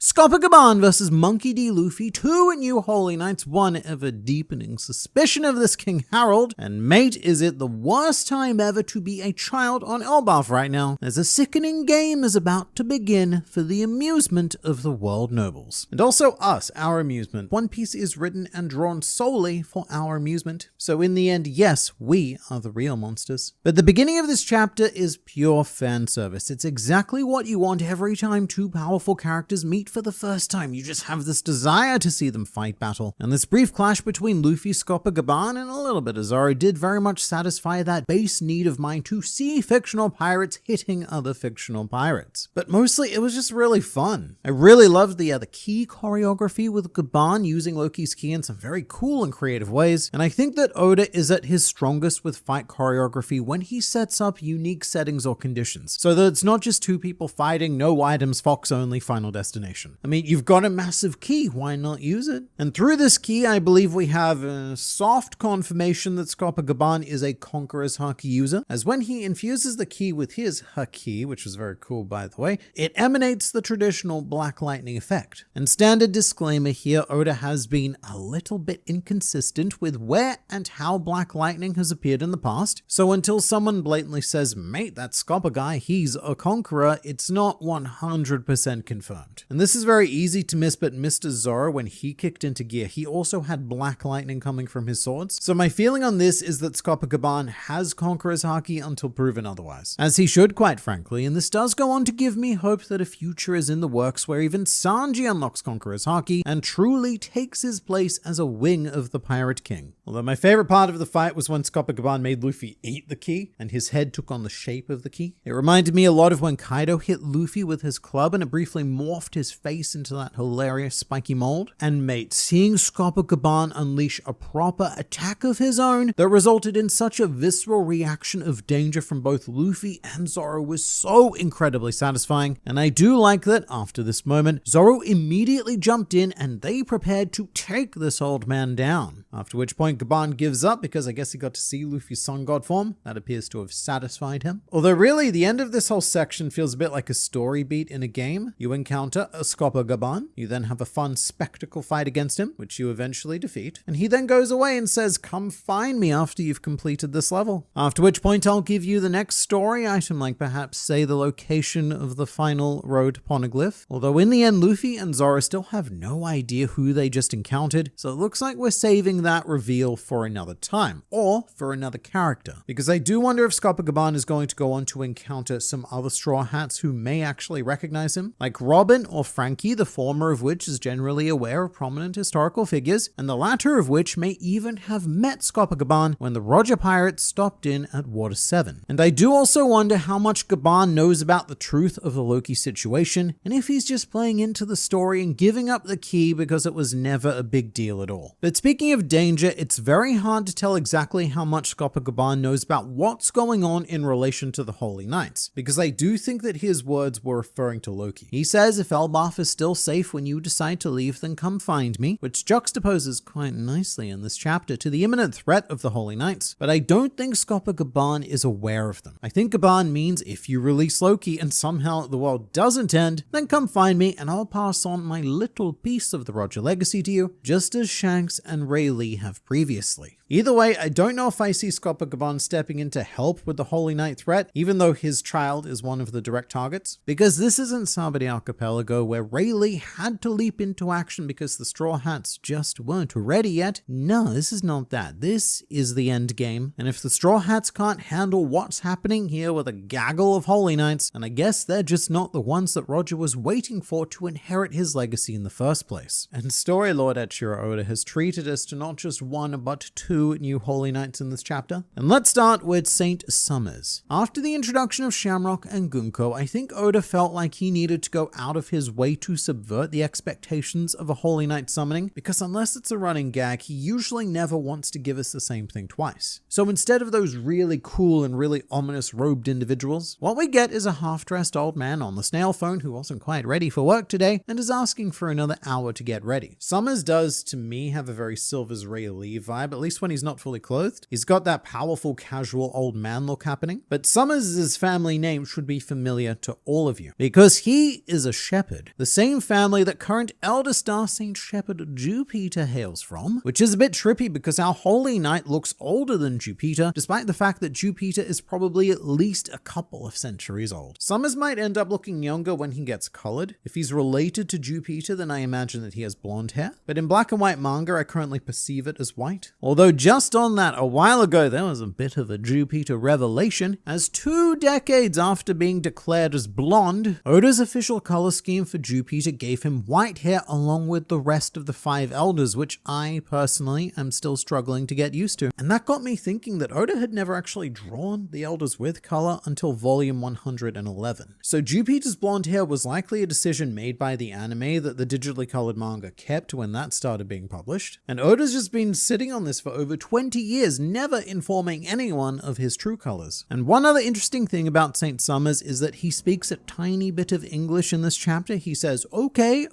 which is quite funny to see as a native English speaker, because there's furigana next to the okay to translate it for Japanese readers. But usually in One Piece, characters speaking in select foreign languages tend to denote them as a bit more out there and flamboyant. Frankie would be the best example of that with his super, or Bon Clay, who would whip out French every now and then, and also Queen, who spoke with a surprising amount of very broken English. Make some noise! So it's a very minor thing, but it's another way that you can tell that this Saint Summers is supposed to be, that style of character. Although he is somehow not the weirdest character introduced in this chapter. Not by a long shot. That award would go to Saint Gillingham, or Kiringamu, whatever his name is. This one is it's a really rough one for English translators to tackle, and we won't have any idea what he's actually called until the official English comes out. But in Japanese, his name is Kiringamu, which is a reference to this Holy Knight's evident devil fruit ability. He appears to be a mythical Zoan user, a Kirin type, which is a kind of beast that falls into the category of a yokai, and thus this power is very fitting with what we've seen of the rest of the five elders at least. But a Kirin is also considered to be a god in its own right, like how all of the world nobles think of themselves as gods. But a Kirin is also a very curious choice, because a Kirin is a great example of a yokai that isn't inherently villainous, evil, or otherwise mischievous. In fact, very much the opposite. A Kirin is supposed to embody purity and goodness, as well as be quite a gentle being in general, despite the fact that if we were to power scale the yokai, then a Kirin would be near to, if not up the very top. And we're definitely seeing this reflected in the saint in question, because he's the first active world noble we've met who genuinely seems like a nice guy. He's clumsy, he's wacky, he's very fun to have around, which has me a bit nervous because we are still talking about a world noble, and surely Oda has a plan to subvert that nature in the future. Although the thing that struck me immediately was that his head reminds me of Momonosuke, specifically child Momonosuke in his dragon form. He has that very childlike wonder and curiosity in his eyes, and he's also the first Holy Knight we've met who wears the trademark world noble head bubble, and that might have something to do with a Kirin's connection to purity and goodness. He may now be an existence that emphasizes its own form of purity, which would mean never breathing the air of the common masses like you and I do. Although he does have a gas mask protruding from the bubble, which might be because his Kirin head is too long to properly fit inside a standard world noble bubble. But also, we have seen a Holy Knight wearing a gas mask before in the God Valley flashback. A mask with the number 46 on it, and this guy here is suspected to be a member of a race or civilization that has yet to be properly introduced to us. Because these gas mask people, they pop up a lot in One Piece. There's no real consistency to where they show up. They're just sort of everywhere. But when they do pop up, they're usually wearing a uniquely numbered gas mask. Like our Holy Knight on God Valley was number 46, but in the Wano flashback where Ace meets Yamato, we see another gas mask guy marked with a number 44. And there's also a gas mask orphan in Big Mom's flashback, although he has no visible number. There's countless other examples, though they're actually quite difficult to point out because this is mostly Easter egg stuff. Trying to find this gas mask clan is almost like trying to hunt for Panda Man. But long story less long, this world noble could be related to the gas mask guy that we saw on God Valley, in the same way that Shamrock is related to Garling. And so Saint Kirin Man could be part of the gas mask civilization, and I guess that would mean that they would have been one of the 20 founding families of the world government. But the best part about the Kirin is that he's also summoned in a state of unreadiness, and I think that Oda really has done a magnificent job of capturing that moment of rushing to work after oversleeping. And I can actually see this potentially becoming a running gag within the Holy Knights. The idea that every time a Holy Knight is summoned, it's always when they're not ready, and that they'll be in the middle of some other activity like showering or being on the toilet. But just on power, it should be noted that Saint Kirin Man is draped with clouds in the same way that all awakened Zoan users are. However, this may also be the default aesthetic of his devil fruit, as in the nature of transforming into this specific mythical creature could come equipped with clouds, much like how Yamato's mythical Zoan came with awakened clouds as well. And look, I don't think that Yamato's an awakened Zoan, but it is admittedly always hard to tell with mythicals because they don't operate via standard Zoan rules. However, Oda did draw Yamato as a child with this devil fruit, and the funky clouds are still there, so I do think it's something that comes with the fruit straight out of the box. And I would say the same for our Kirin World Noble, which isn't to say that you should not take him seriously. That's the impression you get with his wacky shapes, but just remember that he is a Kirin, and because of that, I'm taking him a lot more seriously than Saint Summers at the moment, because we are talking about one of the most powerful creatures in all of Eastern mythology. And just to reiterate, both of our new Holy Knights are full-on World Nobles. So Shamrock isn't an outlier here, Gunko is. As of right now, Gunko is the only one of the 4 Holy Holy Knights who was not introduced as a world noble with a family name. And she's also the one who conjures the summoning pentagram, or I guess we have an actual name for it now. It's the Abyss, which is giving me some very, very strong Kingdom Hearts nostalgia. The Holy Knights in their very sleek black aesthetic traveling through some sort of corridor of darkness. But the reason why Gunko isn't a world noble may be because she was chosen to be cursed with this power, or even artificially created to house it, perhaps to avoid tainting actual world nobles. But you do apparently need a mark to pass through the Abyss, and obtaining that mark isn't as easy as just drawing it on someone. And we may have seen this mark in this chapter on the left arm of Saint Summers, because this tattoo does look quite ritualistic, and it might be a sign of the pact with Emu that grants certain abilities, but also allows Emu to control you as he did with Saint Saturn. And look, I don't want to go too wild too quickly here, but there is at least one person in this world who may be able to use the Abyss who shouldn't be allowed to, and that person is Katarina Devon. On Egghead Island, she touched Saint Saturn non-consensually, and assumedly is now able to take his form, mark and all, which could be an integral part of the Blackbeard pirates potentially invading Marineford themselves should they feel the need. But back to our two newcomers, I for one am really glad that the Holy Knights have this classic One Piece quirkiness about them. My fear with any group like this being introduced in a shonen manga is that the author takes themselves too seriously and tries too hard to make all of them really sleek and cool and moody and broody, so much so that they all end up being devoid of personality. And there was definitely a chance of that happening with Shamrock and Gunko, who do very much inhabit those more typical shonen dark organization antagonist tropes. So on the one hand, I'm incredibly pleased by a mostly naked old man and some sort of abomination of a mythical horseman, but we should also say that there is a flip side to this. As much as I already adore these two Holy Knights, we should talk about the dangers of introducing villains like this, because what Oda's done here is very classic pre-time skip One Piece, where the crew often encountered a group of almost exclusively comic relief villains with a couple of serious figures sprinkled in here and there. I'm thinking of characters like Heart-chan, who even at the height of Arlong Park drama was still in peak comic form, while the vast majority of Baroque works, or even the latter members of CP9. When Jabra, Kumadori, and Fukuro were introduced in stark contrast to the very professional and no-nonsense Lucci, Kaku, Califa, and Blueno. And in the post-time skip era, we have had similar villains, but they generally come equipped with a little something extra. Like how Queen was the funniest member of the Beast Pirates, but he did still manage to command quite a frightening presence. That's the road that I'm hoping our two Holy Knights go down. But right now, to me, I have to admit that they do feel a bit like throwaway pre-time skip villains. And these three, including Gunko, now have a lot of work to do on Elbaf to really earn that antagonistic respect, because Shamrock may be leaving. He's being summoned back to Marineford for some reason, some sort of crisis happening up there. And if he does go, I would say that's a bit disappointing, because I really wanted to see Luffy's reaction to his face, but also potentially Scopa Gabban's reaction to his face, and if Scopa Gabban knows about Shamrock. But it's also a bit disappointing because, let's just be real, at the moment Shamrock is doing a lot of the heavy lifting with the Villainous aura right now, and if he was to depart, then without him there, I don't think I feel worried about what's going to happen in the slightest. So it's a very curiously tension diffusing move by Oda to potentially take Shamrock out of the picture, because in this same chapter you've got Luffy and Zoro fighting Scopa Gabban, the left wing of the Pirate King, and yeah, he's clowning on them a bit because no one's being serious, but it's a very big ask to take me from Scopa Gabban, from Loki, and from Shamrock to feeling genuinely menaced by this guy, who again most vividly reminds me of Child Momonosuke. We've taken some steps down, however, I do have faith, because if there's one thing that I do feel entirely secure in betting on, it's the depravity and general dickery of the world nobles. It's probably only a matter of time before these two take on those sickening qualities as well. And something very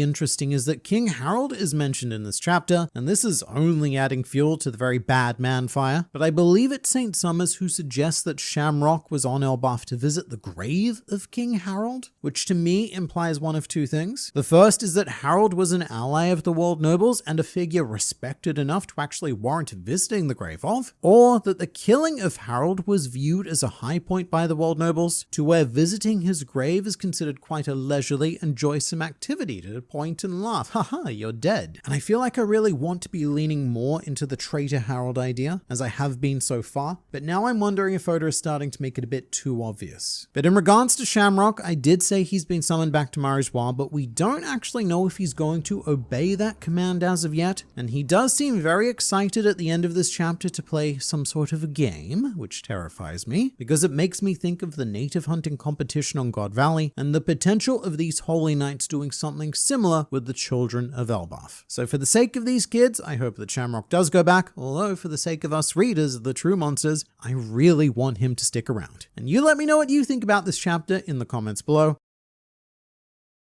My absolutely insane 0% chance of happening crackpot theory, Shanks had the Abyss traveling mark on the arm that he lost to the Sea King. So I agree that this is a crackpot theory. However, it's a crackpot theory that could explain one of the biggest logistical mysteries in One Piece. Yes, Shanks lost an arm, but not because Eiichiro Oda wanted him to, but because his editor at the time said that the first chapter needed a much greater dramatic impact. That's the meta explanation of how this happened, but it has left us with the awkward in-world question of how someone of Shanks' caliber lost an arm to the Lord of the Coast under any circumstances whatsoever. If Shanks was a devil fruit user, at least you could say, oh, he was in the water, he was weakened, but we cannot use that. And this theory would depend on Shanks having received the mark of the Abyss, which is actually, I think, the most plausible aspect of it. There is a 2-year gap between Roger's execution and Shanks recruiting Usopp. During that time, we have no idea what he was doing, and that may have been the period in which he went to Marineford to meet his family for the first time. And assumedly, as a result of this meeting, he now has the sword of a Holy Knight, or at least the Figarland branch of Holy Knights, so why not get a mark as well? I'm sure that Garling would have wanted Shanks to follow in his footsteps serving as a Holy Knight, and getting marked would be a pretty decent way to earn trust, as it does seem to allow for some non-consensual summoning, and perhaps even other elements of control at the discretion of Imu or the Five Elders. And also, if his tattoo was the one we saw in chapter 1140, if this right here is the mark of the Abyss, then it was on Summers' left arm, which happens to be the same arm that Shanks lost. And I guess now the Lord of the Coast is the one with the Abyss mark, so he can travel through pentagrams if he so desired. But the idea from here would be that Shanks eventually correctly identified Luffy as the next incarnation of the Sun God, the man to inherit the will of the Roger and all of the Rogers before Roger. And with that in mind, Shanks decided to completely sever his connection to Imu and the Figarland family, both metaphorically and extremely viscerally physically, by allowing his arm to be eaten by a Sea King, so that Shanks could be allowed to play out his role of guiding the world to its dawn without interference from those who can control his movements through the Abyss. In his defense, just imagine if your boss had the power to call you into work at any time of day in any state. Mate, you're not saving the world in that condition. Am I the only one that thought that Scopa Gabban used future sight before giving up, hinting that he saw the power of Luffy and Zoro and thought it was enough to pass the test? Looking back on it, I do think this is highly likely. As soon as Luffy and Zoro team up with their respective full powers, there is this close-up of Scopa Gabban with a funky little shine on his eye, which could absolutely be an application of future sight. In the manga, future sight is usually portrayed as quite a generic effect, with the classic anime speed lines surrounding a close-up of a character's face. But I do really like the idea that Scopa Gabban took a brief glimpse, even just 5 seconds into the future, and what he saw was either a satisfying display of power, or an outcome that would have led to a very bad situation for him. Or maybe Scopa Gabban saw even further than 5 seconds and has more of a Shanks-like mastery of observation haki. Shanks was referred to in Volume 4 Billion as the killer of observation haki, and after seeing him look at least 10 seconds into the future with Eustace Kid, that may mean that Shanks can look further than anyone else, and thus negate the benefit of observation haki for his opponents. Because no matter what, Shanks would always have the most information. He can see further than you. And that's a skill that Luffy may need to learn before the series ends. And it's not one that we've currently seen from either Rayleigh or Roger, so perhaps Shanks picked it up from Gabban, and that's the little gift that Gabban can pass on to Luffy. Or not, it could have just been basic future sight, even maybe basic observation. But just on Haki though, we have another Armament Conquerors based discussion, because this chapter did spark the potential of Scopa Gabban having Conquerors Haki with the black lightning and everything. Because when he imbues Loki's ki and slams it down, it does result in the black lightning effect, but the theory of one of my artists, Tenguki, is that the black lightning appears as an impact for even those who use high-level armament haki, which would explain why the effect appeared during fights like Jinbei versus Husu, despite neither of them being a conqueror, and yet the black lightning, it is still very much there. And the way to tell the difference is that those imbuing items with true conqueror's haki have this trail effect from the movement of the weapon, which we have seen in Roger, Whitebeard, Kaido, and Zoro at the very least. Although Zoro, he's an even more curious case, because for the most part, he has this very unique smoky haki effect going going on around the swords. However, in his final attack against King, you can definitely see what I guess we're going to call the Conqueror's trail following the swords. Another way to describe it is that the Conqueror's imbuement looks a lot more like flames. It's a lot more flowy. Whereas the impact of armament looks a lot like electricity. It's extremely jagged. All of which is to say that in this chapter, Scopa Gabban's attack produces an effect more consistent with an armament clash, if this is indeed how we're supposed to identify them. Because when he raises the key to strike Luffy, there is what appears to be a maybe trail, but it's not the sleek flame-like Conqueror's trail. Alternatively, we could just be reading a little too much into it. You cannot introduce a character who is the left-hand man of the Pirate King on par with Rayleigh and Roger and get dog-walked in the very next chapter.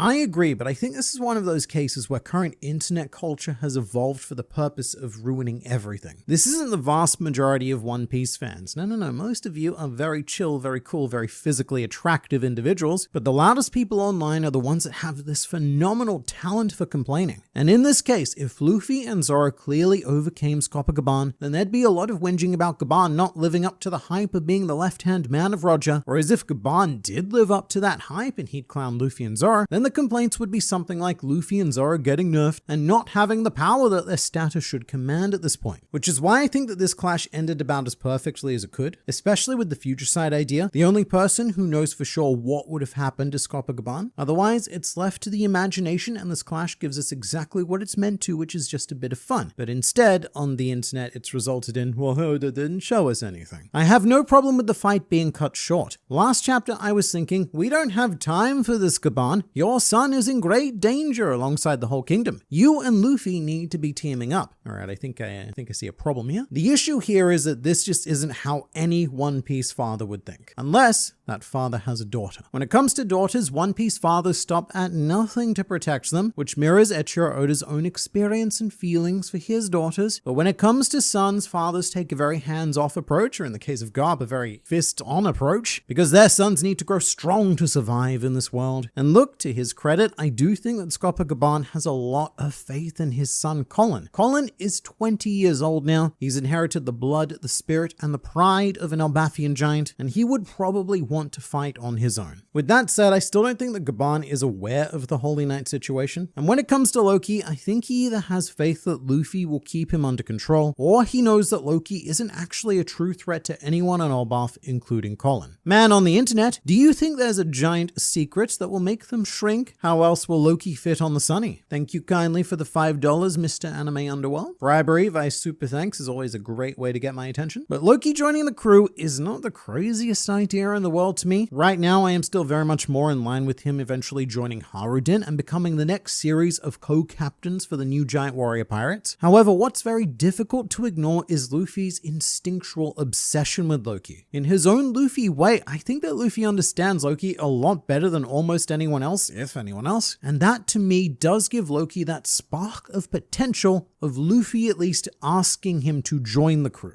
Whether or not Loki would accept is an entirely different discussion, but here is one way he could. If Loki genuinely believes in the prophecy of the sun god, and if he came to the realization that, yeah, Luffy, he's the sun god instead of me, Loki, then surely what you would do is you would put your backing behind Nika. I also think it would be pretty cool for Luffy to have both a fishman and a giant on his crew, to be sailing around the world and uniting all of these isolated races in his own small but representative way. And that is the thing that Big Mom failed to do. Despite incorporating almost every other race into her crew, she failed to get, or in the latter days create, a giant to join her crew. So it would be quite an act of progression for Luffy to succeed where Big Mom failed, although I guess he technically has already succeeded because Harudin and the new giant warrior pirates are already part of the Straw Hat Grand Fleet, but then again, Luffy doesn't really consider them part of his crew. Although the biggest issue with having any giant as a crew member, as identified by the commenter, is how they'd fit on the Thousand Sunny. Although instead of any kind of shrinking business, I imagine that what we would do is use the Sun One Wolf strategy, because even with his normal size, he doesn't fit on any Blackbeard pirate vessel, so he just swims alongside them, maybe even acts as a ship of his own. And Loki could do the same if it came down to that. The good news for Loki is that the Straw Hats spend almost no time at sea. It's usually 1 to 2 transition chapters, and then bam, we've slammed into the next island already. That old Holy Knight might know Gabban if he was from the same generation of Holy Knights who were present in God Valley. Maybe they fought at some point in the God Valley incident. I think that's a very good point. So Saint Summers, he doesn't appear to be as old as Garling, but that might just be good aging, because he at least looks feasibly old enough to have been present during the God Valley incident, maybe. If so, I'd look forward to finding out about it.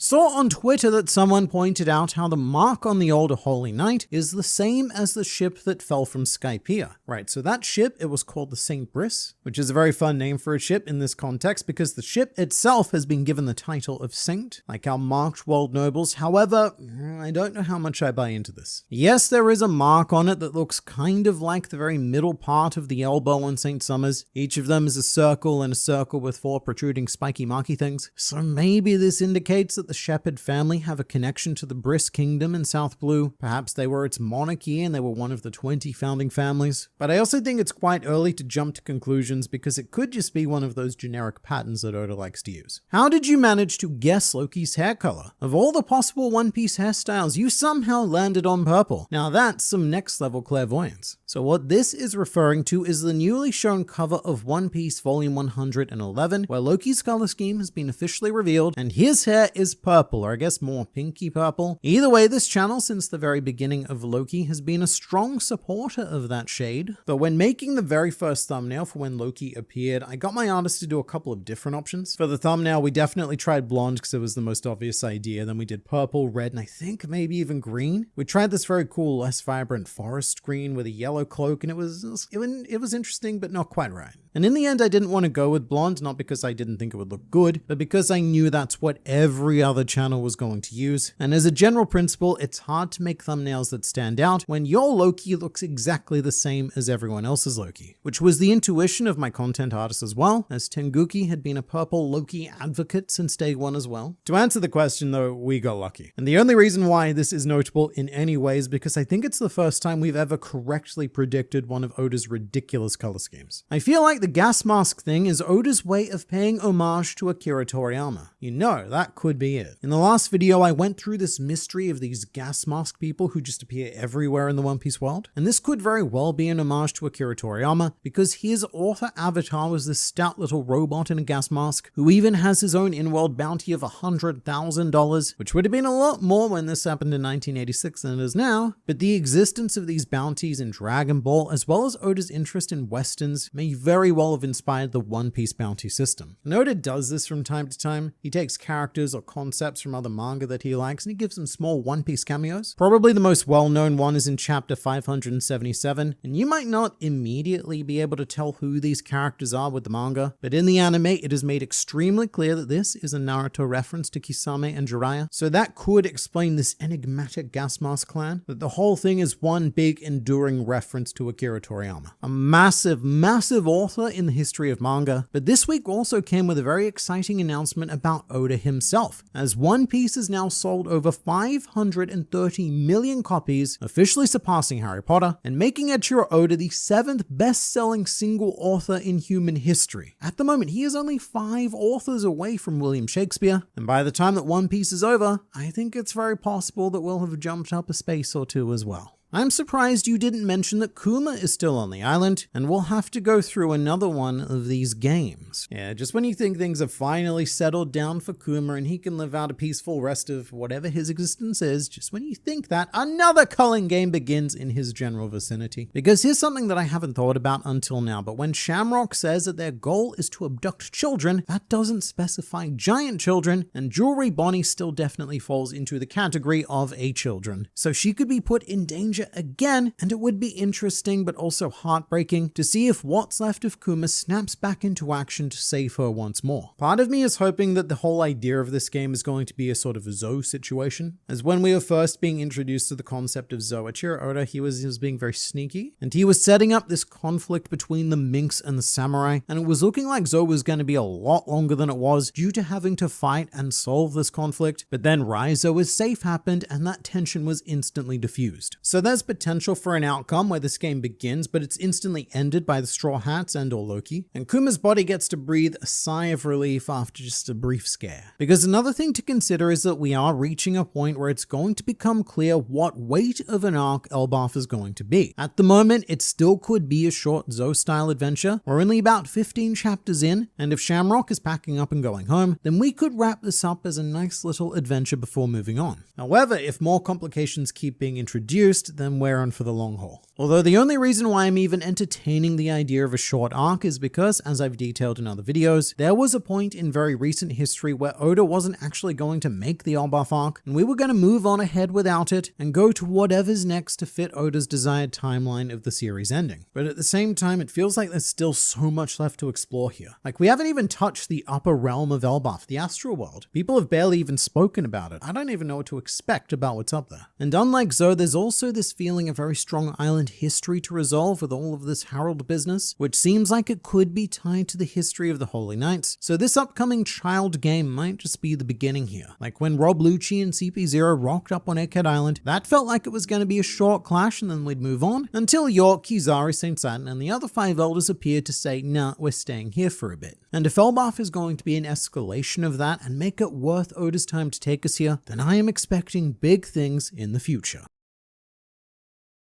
Luffy has finally done it. However, the it in question is not necessarily a good it, and may in fact be fulfilling his prophecy as a sun god, dooming this world to destruction by liberating Loki and commencing Ragnarok. I mean, this is a moment that we all knew was going to happen as soon as we met Loki in chains, and yet I still feel unprepared for what's about to happen. Although no one's prepared for what happens from here, certainly not Frankie and Ripley, who are taking a lovely stroll through the Atom Tree. And I really like the story about the village that once lived on the severed branch of the Atom Tree. It's quite an epic mythological undertaking trying to sever a branch of this whole world tree. And I wonder if this legend could be the reason why we have the Thousand Sunny today. That ship is made from atom wood that somehow found its way onto the black market for Frankie to buy. So if this branch was cut off, I'm imagining that it would have dropped down to the underworld, which is where most outsiders who visit Elbaf end up. So some very lucky pillagers could have stumbled upon it and sold it through the black market, which is where Frankie picked it up and then built the Sunny.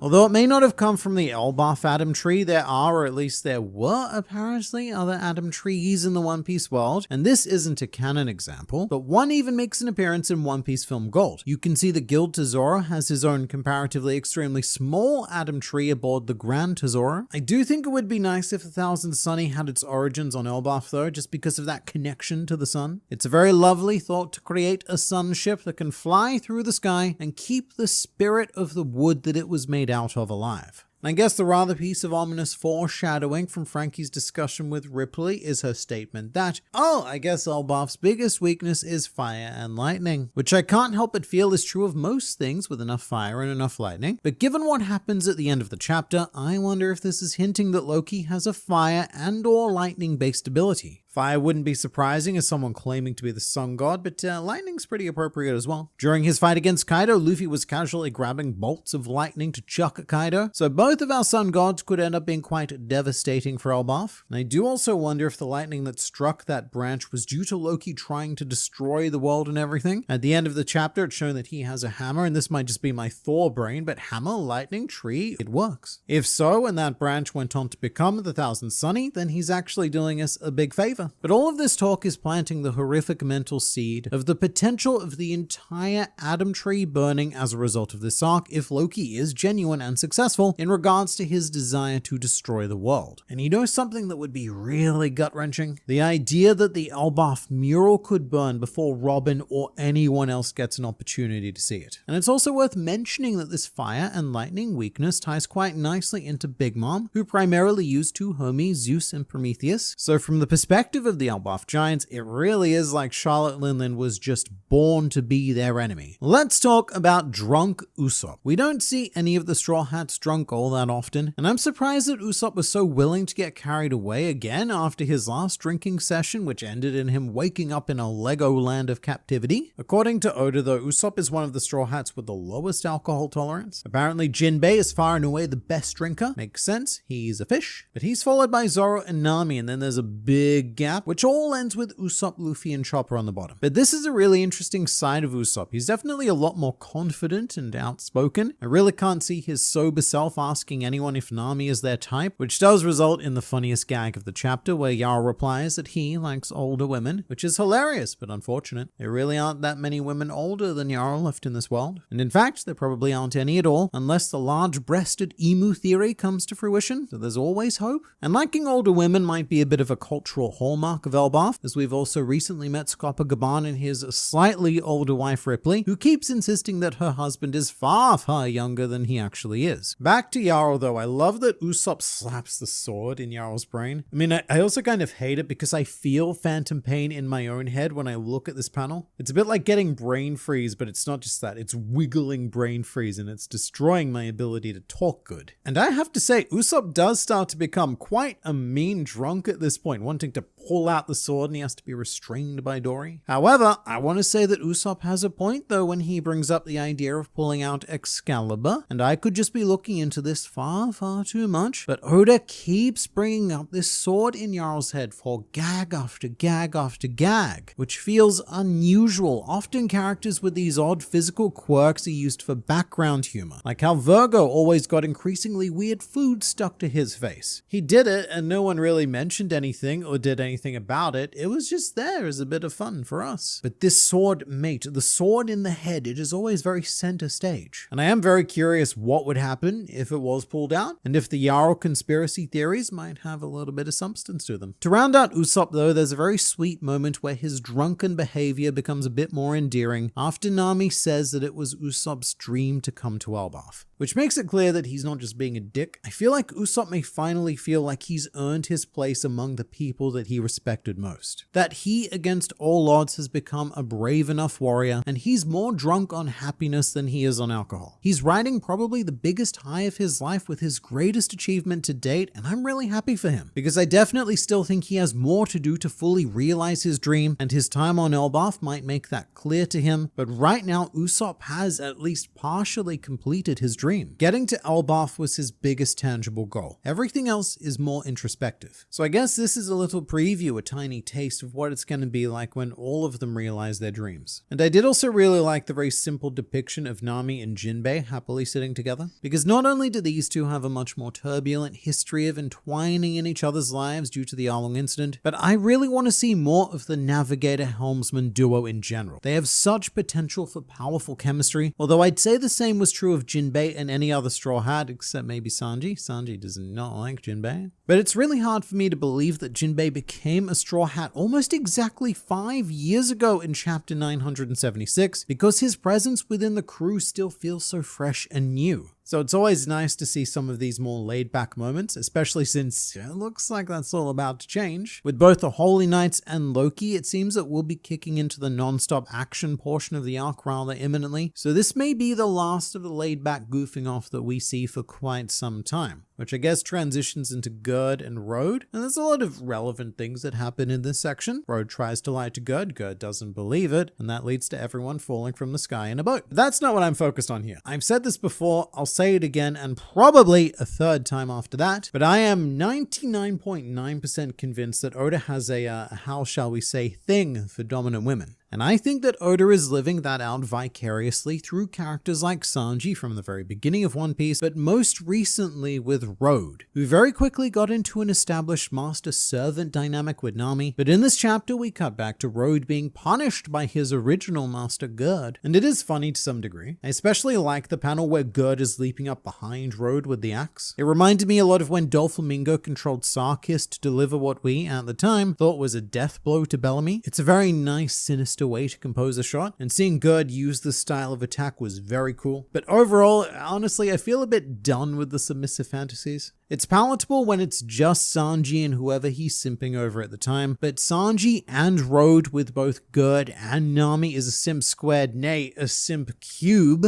that's getting a bit old for me now. And now that Loki's free, I'm hoping that we'll have more freedom to move away from this in favor of some more serious action or other gags, or to just use this whole thing much more sparingly. However, cutting to Luffy and Zoro in the underworld, Zoro says a thing that I think we've all suspected for quite some time. But but have been unable to confirm because it's just really hard to physically scale things in One Piece. But Zoro says that Loki is huge even for a giant, and he then equates Loki to the size of Oars, a being that took the entire Straw Hat crew to combat, although to be fair, that was the pre-time skip crew. Although, to be even fairer, it was only Oars' corpse under Moria's control, and it was implied that what we saw was the tiniest fraction of Oars' legacy as one of the greatest villains this world has ever seen. I mean, the dude was said to pull continents, which is probably exaggerated, they were probably just islands, but still, the dude pulled whole islands. And having mentioned Oars has me excited for the possibility of another full crew team up, which we haven't seen since Oars, and I suppose this might just be my battle lust showing, but I would love to see the entire Straw Hat crew versus Loki and watch how they actually work together post time skip now that they've had a decent amount of time to get used to each other's new abilities. But before any of that, we have what is a very classic demonic Zoro scene where he kicks Loki and then blood drips from his wounds. And Zoro makes an effort to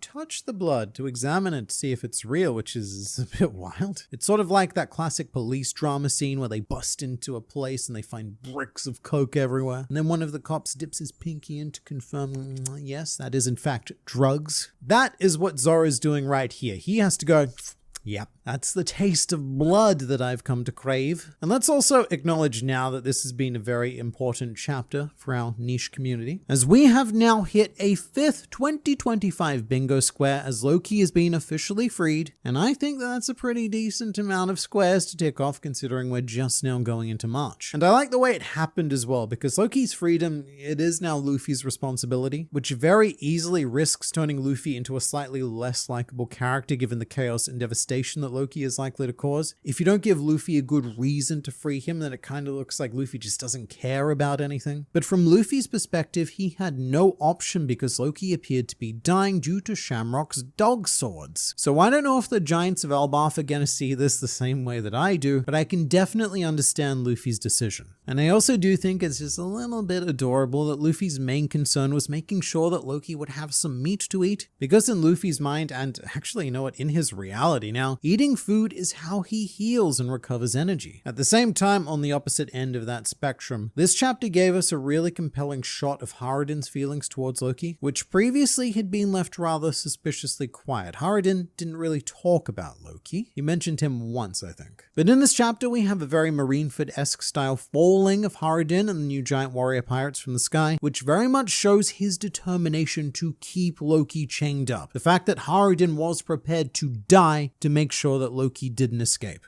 And then goes on to say every bad thing you possibly could about another person, making Loki out to be rather irredeemable. But again, it's just more hearing about Loki from others. And we still have yet to experience any of these things for ourselves, but as we might now. And I have to say that Oda is definitely using the last 2 pages of this chapter to reinforce Harridan's words, as we get one of the most intimidating and sinister panels of an antagonist in One Piece, with Loki then reaching for his hammer Ragnar, and we are about to see exactly what this man is capable of. I think I said something similar when Loki was first introduced in that truly epic 2-page spread. Not epic in the way that the internet uses the word, but it's its actual meaning. And the final pages of this chapter make me feel exactly the same way. That Loki standing up has just mentally triggered Elden Ring boss music in my head. And this may be the most intimidating that any One Piece antagonist has ever looked. Previously, I believe that title definitely belonged to Kaido after he threw himself off a sky island and landed in front of Kids Alliance, as this was the first time in One Piece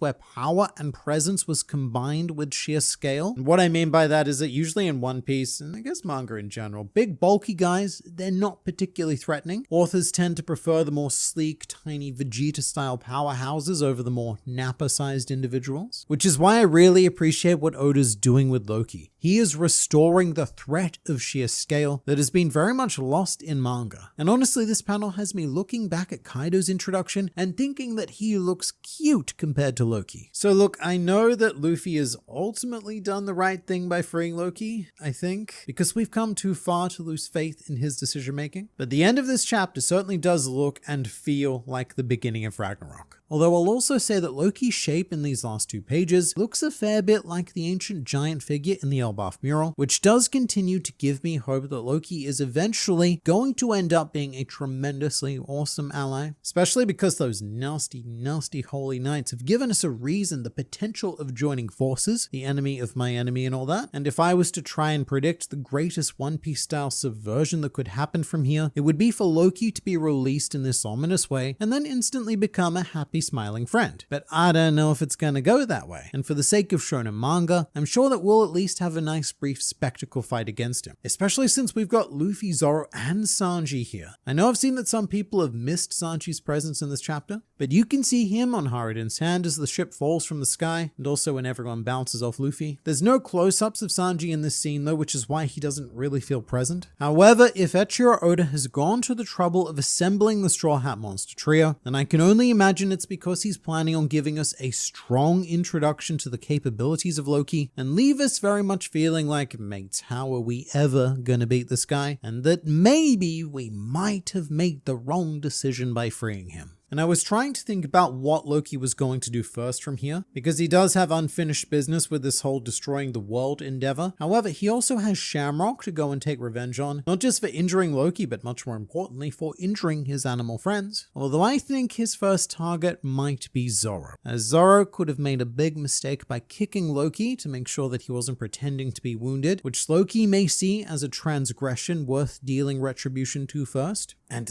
I don't know. It took every giant on Elbaf to subdue Loki during his sentencing, and they needed Shanks to bring him down to begin with. So I have very, very high expectations of what's about to happen here, because look, all Loki had to do was stand up, and I've completely forgotten about the Holy Knights. And if Shamrock does end up leaving, then they're dead to me. However, the best part about this chapter is that there is no break next week. This does seem like your very typical break week cliffhanger, but none of that, and we are heading straight into a clash between sun gods.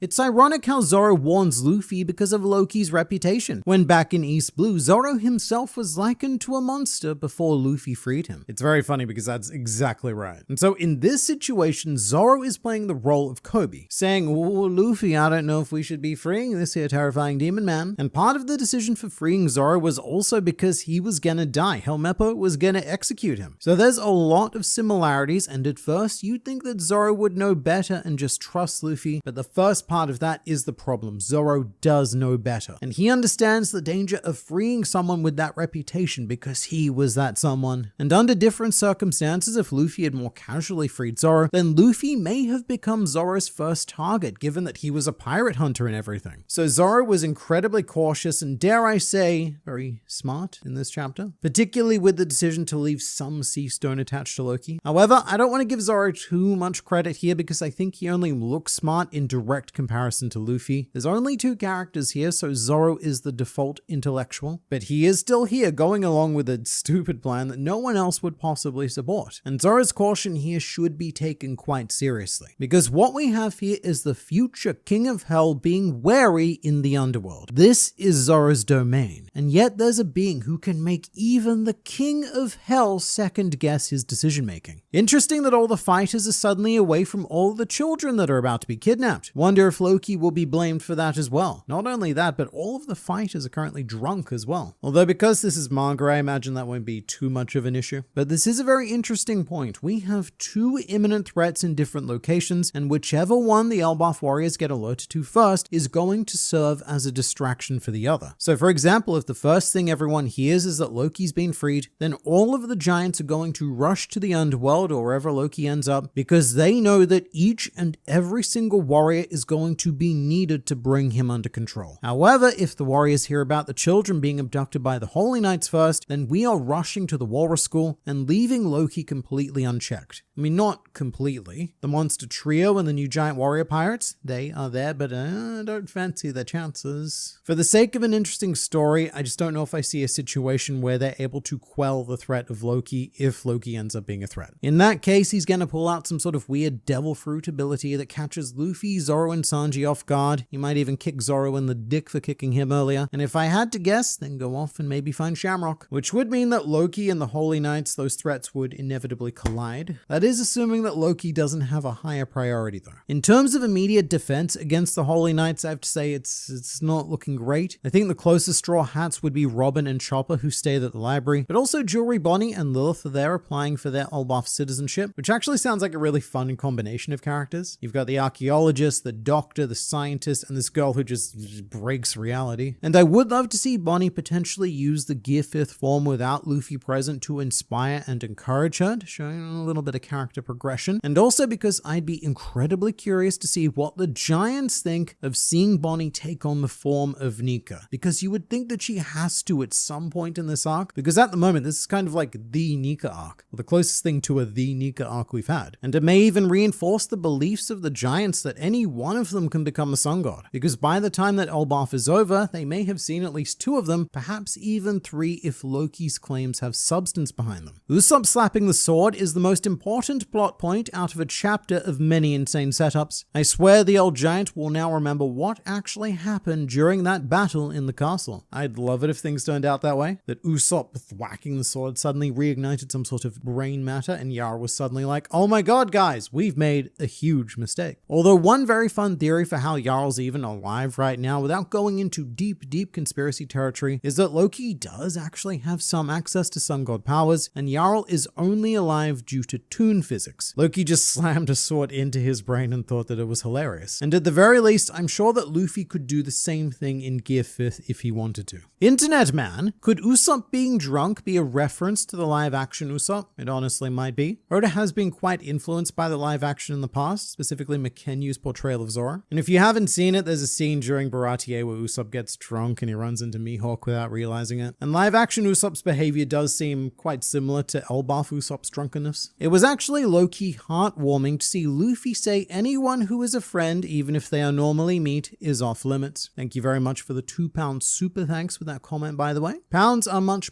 stronger than the Australian dollar, so those bad boys are going to last me like a week. But this does take me back to when we first saw Luffy post time skip. He'd become the boss of Rusakaina, and after making friends with some of the big animals there, he refused to eat them, despite how, quote, tasty they looked. Although Luffy's loyalty towards not consuming the flesh of his friends is very dependent on the situation, as there was one instance on the way to Whole Cake Island where, due to a lack of Sanji, the crew was starving, and Luffy started to look quite deliciously at Chopper, who he called the emergency food supply. So Luffy's new friends are mostly lucky that he's just come from a feast. I predict Loki's Devil Fruit is a mythical Zoan with Logia powers, the best of both fruits. That could definitely happen just because mythical Zoans they're a bit broken like that regardless. Marco's Phoenix Fruit is already pretty much that, a Zoan with Logia functionality, and Loki is probably a mythical Zoan just because One Piece now has a very hard time escalating threats without using the mythical Zoan class, or at least effects that mimic that class, like the 5 Elder Stars who may not actually be Devil Fruit users, but do have powers equivalent to that of a mythical Zoan. So that's why I'm secretly and now publicly hoping for just a pure Logia from Loki. Because the Zoan fruits, I feel like they're a bit overdone at this point, and Paramecia fruits, they have a rough time carrying dramatic relevance. So you know, let's just do a Logia. Why not? I haven't done a good one of those in a while. Something to remind us of just how dangerous they can be in the right/wrong hands. I believe we'll get a turn of events where everyone will get ready for a fight with Loki, but he'll ignore everyone to check on his animal friends and then collapse. Or maybe do something heartwarming like say, oh, they're after the children, you must go stop them, don't worry about I, Loki. But the crazy thing is that even if one of those things happened, that sort of thing would normally remove any ambiguity about a character's motivations or personality. But with Loki, we have been told over and over that he is a filthy liar and not to be trusted under any circumstances. So in the next chapter, he could do the most innocent good guy thing possible, and there would still be a question mark looming over his head, especially when he starts telling stories about Shanks lookalikes. Who's gonna believe that? But whatever Loki says, it'll make everyone wary with the exception of Luffy, who is either falling for a very basic trick, or alternatively is the only one who can see through to the truth of the core of Loki, or potentially both. Loki could be both a liar and a good guy. Lies aren't just used by bad guys, and the concept of lying isn't immoral on its own, especially in One Piece where characters lie all the time for the purpose of protecting others. So yes, lies are most often a a tool employed by those with less than good intentions, but not always, and especially not always in fictional pirate comics. But I could see this suggestion happening. Oda, he ends this chapter by preparing us for a big off fight battle, but Loki collapses and Luffy convinces everyone to find him a doctor, which I have to imagine that Haradin and the other giants would honor, because there has to be a reason why Loki's been chained up for his crimes as opposed to being executed. As you'd think that if Loki was a threat to not just Elbaf but the entire planet, you wouldn't want to take any risks, especially after Loki did allegedly murder the beloved King Harold. You know, killing Loki and probably get that legendary devil fruit back. The next chapter is going to start with Loki running off panel to use the bathroom out of view. Then he'll come back stating he's been holding it in for as long as he's been chained up. And that is the other direction we can go, which I quite like. Pure comedy. And this does bring up the rather unfortunate logistical question of how Loki has dealt with his physical needs over the past 6 years. It is a very funny podcasty Rouge-esque idea that he's just been holding it this entire time. But hey, maybe that's what all of Loki's robed stink men are for, to clean up the assorted messes that Loki makes. And that would explain the mechanics of why they stink as well. Well, not why. We know why. They're trying to shield themselves from the animals, but I guess how they stink. And come to think of it, where are all of those little guys at the moment? They are quite loyal to Loki, and they've been very absent during his darkest hour. Usopp will beat Loki and be the hero of the arc in a David versus Goliath situation. Alright, so we've been talking about this idea for a while now, and I must say, a couple of things are starting to line up quite nicely. When the feast in the village began, Usopp told the story about how he, single-handedly, defeated Oars on Thriller Bark. And now in this chapter, we have Zoro directly comparing Loki to Oars. So if Loki does go on a rampage, then the natural thing for many of the giants to do would be to put their faith in Usopp, who they believe, because why would a brave warrior lie about their accomplishments? So here's how it goes, right? Loki, he still has some seastone on him, so he either can't use his devil fruit at all or it has limited use, and he's also gravely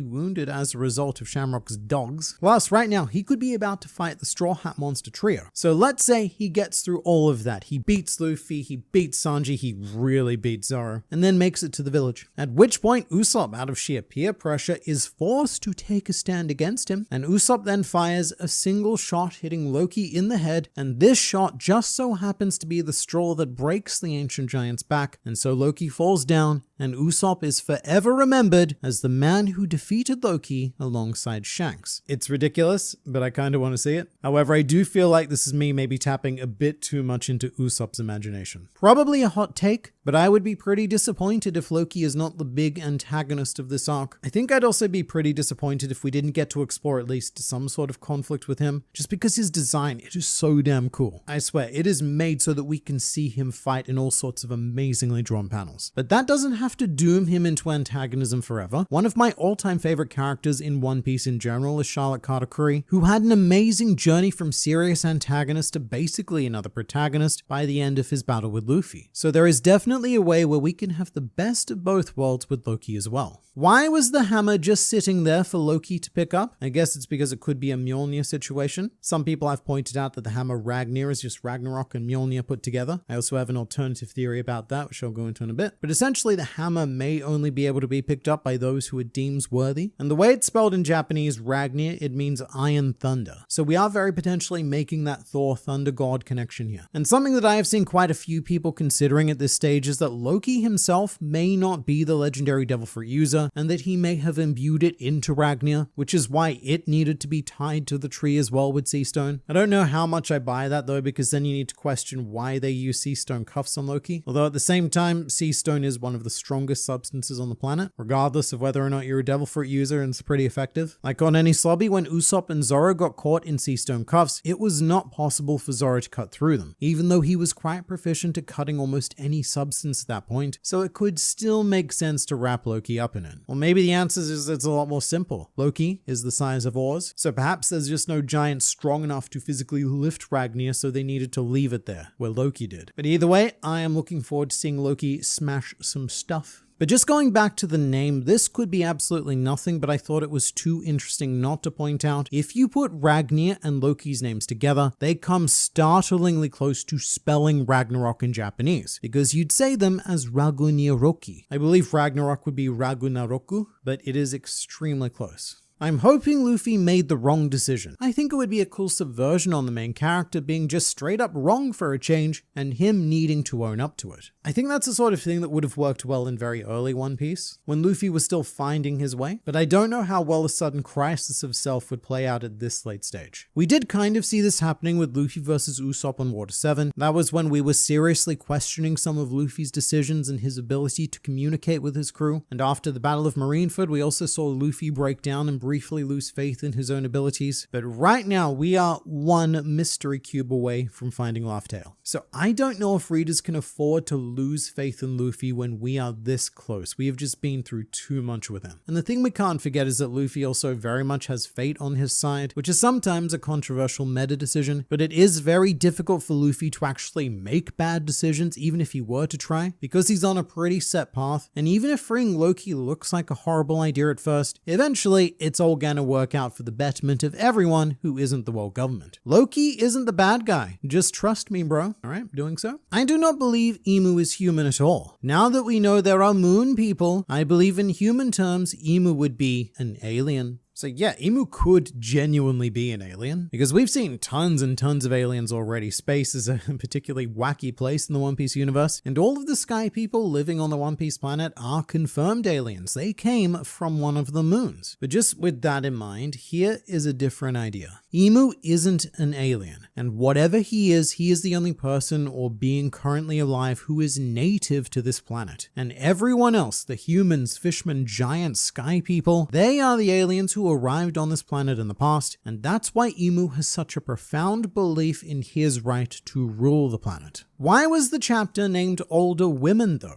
So chapter titles in One Piece are usually quite interesting because they generally reflect the core moment that the chapter is about. And a lot of the times that's rather obvious, like the chapter where Shamrock was revealed, the title of that was Introducing Shamrock. Other times it's a bit more subtle, like in chapter 1135, which was called Friends Cups, which was in honor of the Straw Hats and the Giants finally coming together for the feast and raising their cups together, because this is quite an important ritual in defining relationships in Japan. Like the chapter that the Straw Hat Grand Fleet was formed was called Sun's Cups. And then the chapter after Friends Cups was called The Land That Awaits the Sun, which was the one that gave us that big sun god lore dump in the first mention of the Harley text. And so it was referring to Elbaf waiting for the sun god, the dawn of the world, or both. But long story less long, chapter titles are usually quite well thought out by Oda. I'm not going to say always, but very rarely are they given to a one-off joke, especially when we have such a landmark event happening in this chapter, which is freeing Loki. And it might be tempting to think, well, of course Oda didn't put that in the chapter title because that would be a spoiler, internet man. However, to that I say chapter 574 would like a word with you, because that title was the death of Port Gasti Ace. Just a mild spoiler in that one. But also, as I mentioned before, Shamrock's name was first revealed in a chapter title, even though that was supposed to be the big reveal at the end of that chapter. So Oda has no issue with spoilers in titles. And so I would really like to know why he chose older women, and if we're going to look back on this and perhaps see some hidden meaning within it. I know that one thing we have flagged on this channel before is the idea of the Norns, a group of deities within Norse mythology which twine the threads of fate. So if there are any older women on Elbaf, older than Yarl, that he may be hinting towards, then they could be a possibility. Or maybe it's about being older in aesthetic alone, and Jarl had an intense physical relationship with Mother Carmel. A thought that you can take with you and enjoy as you go about the rest of your day.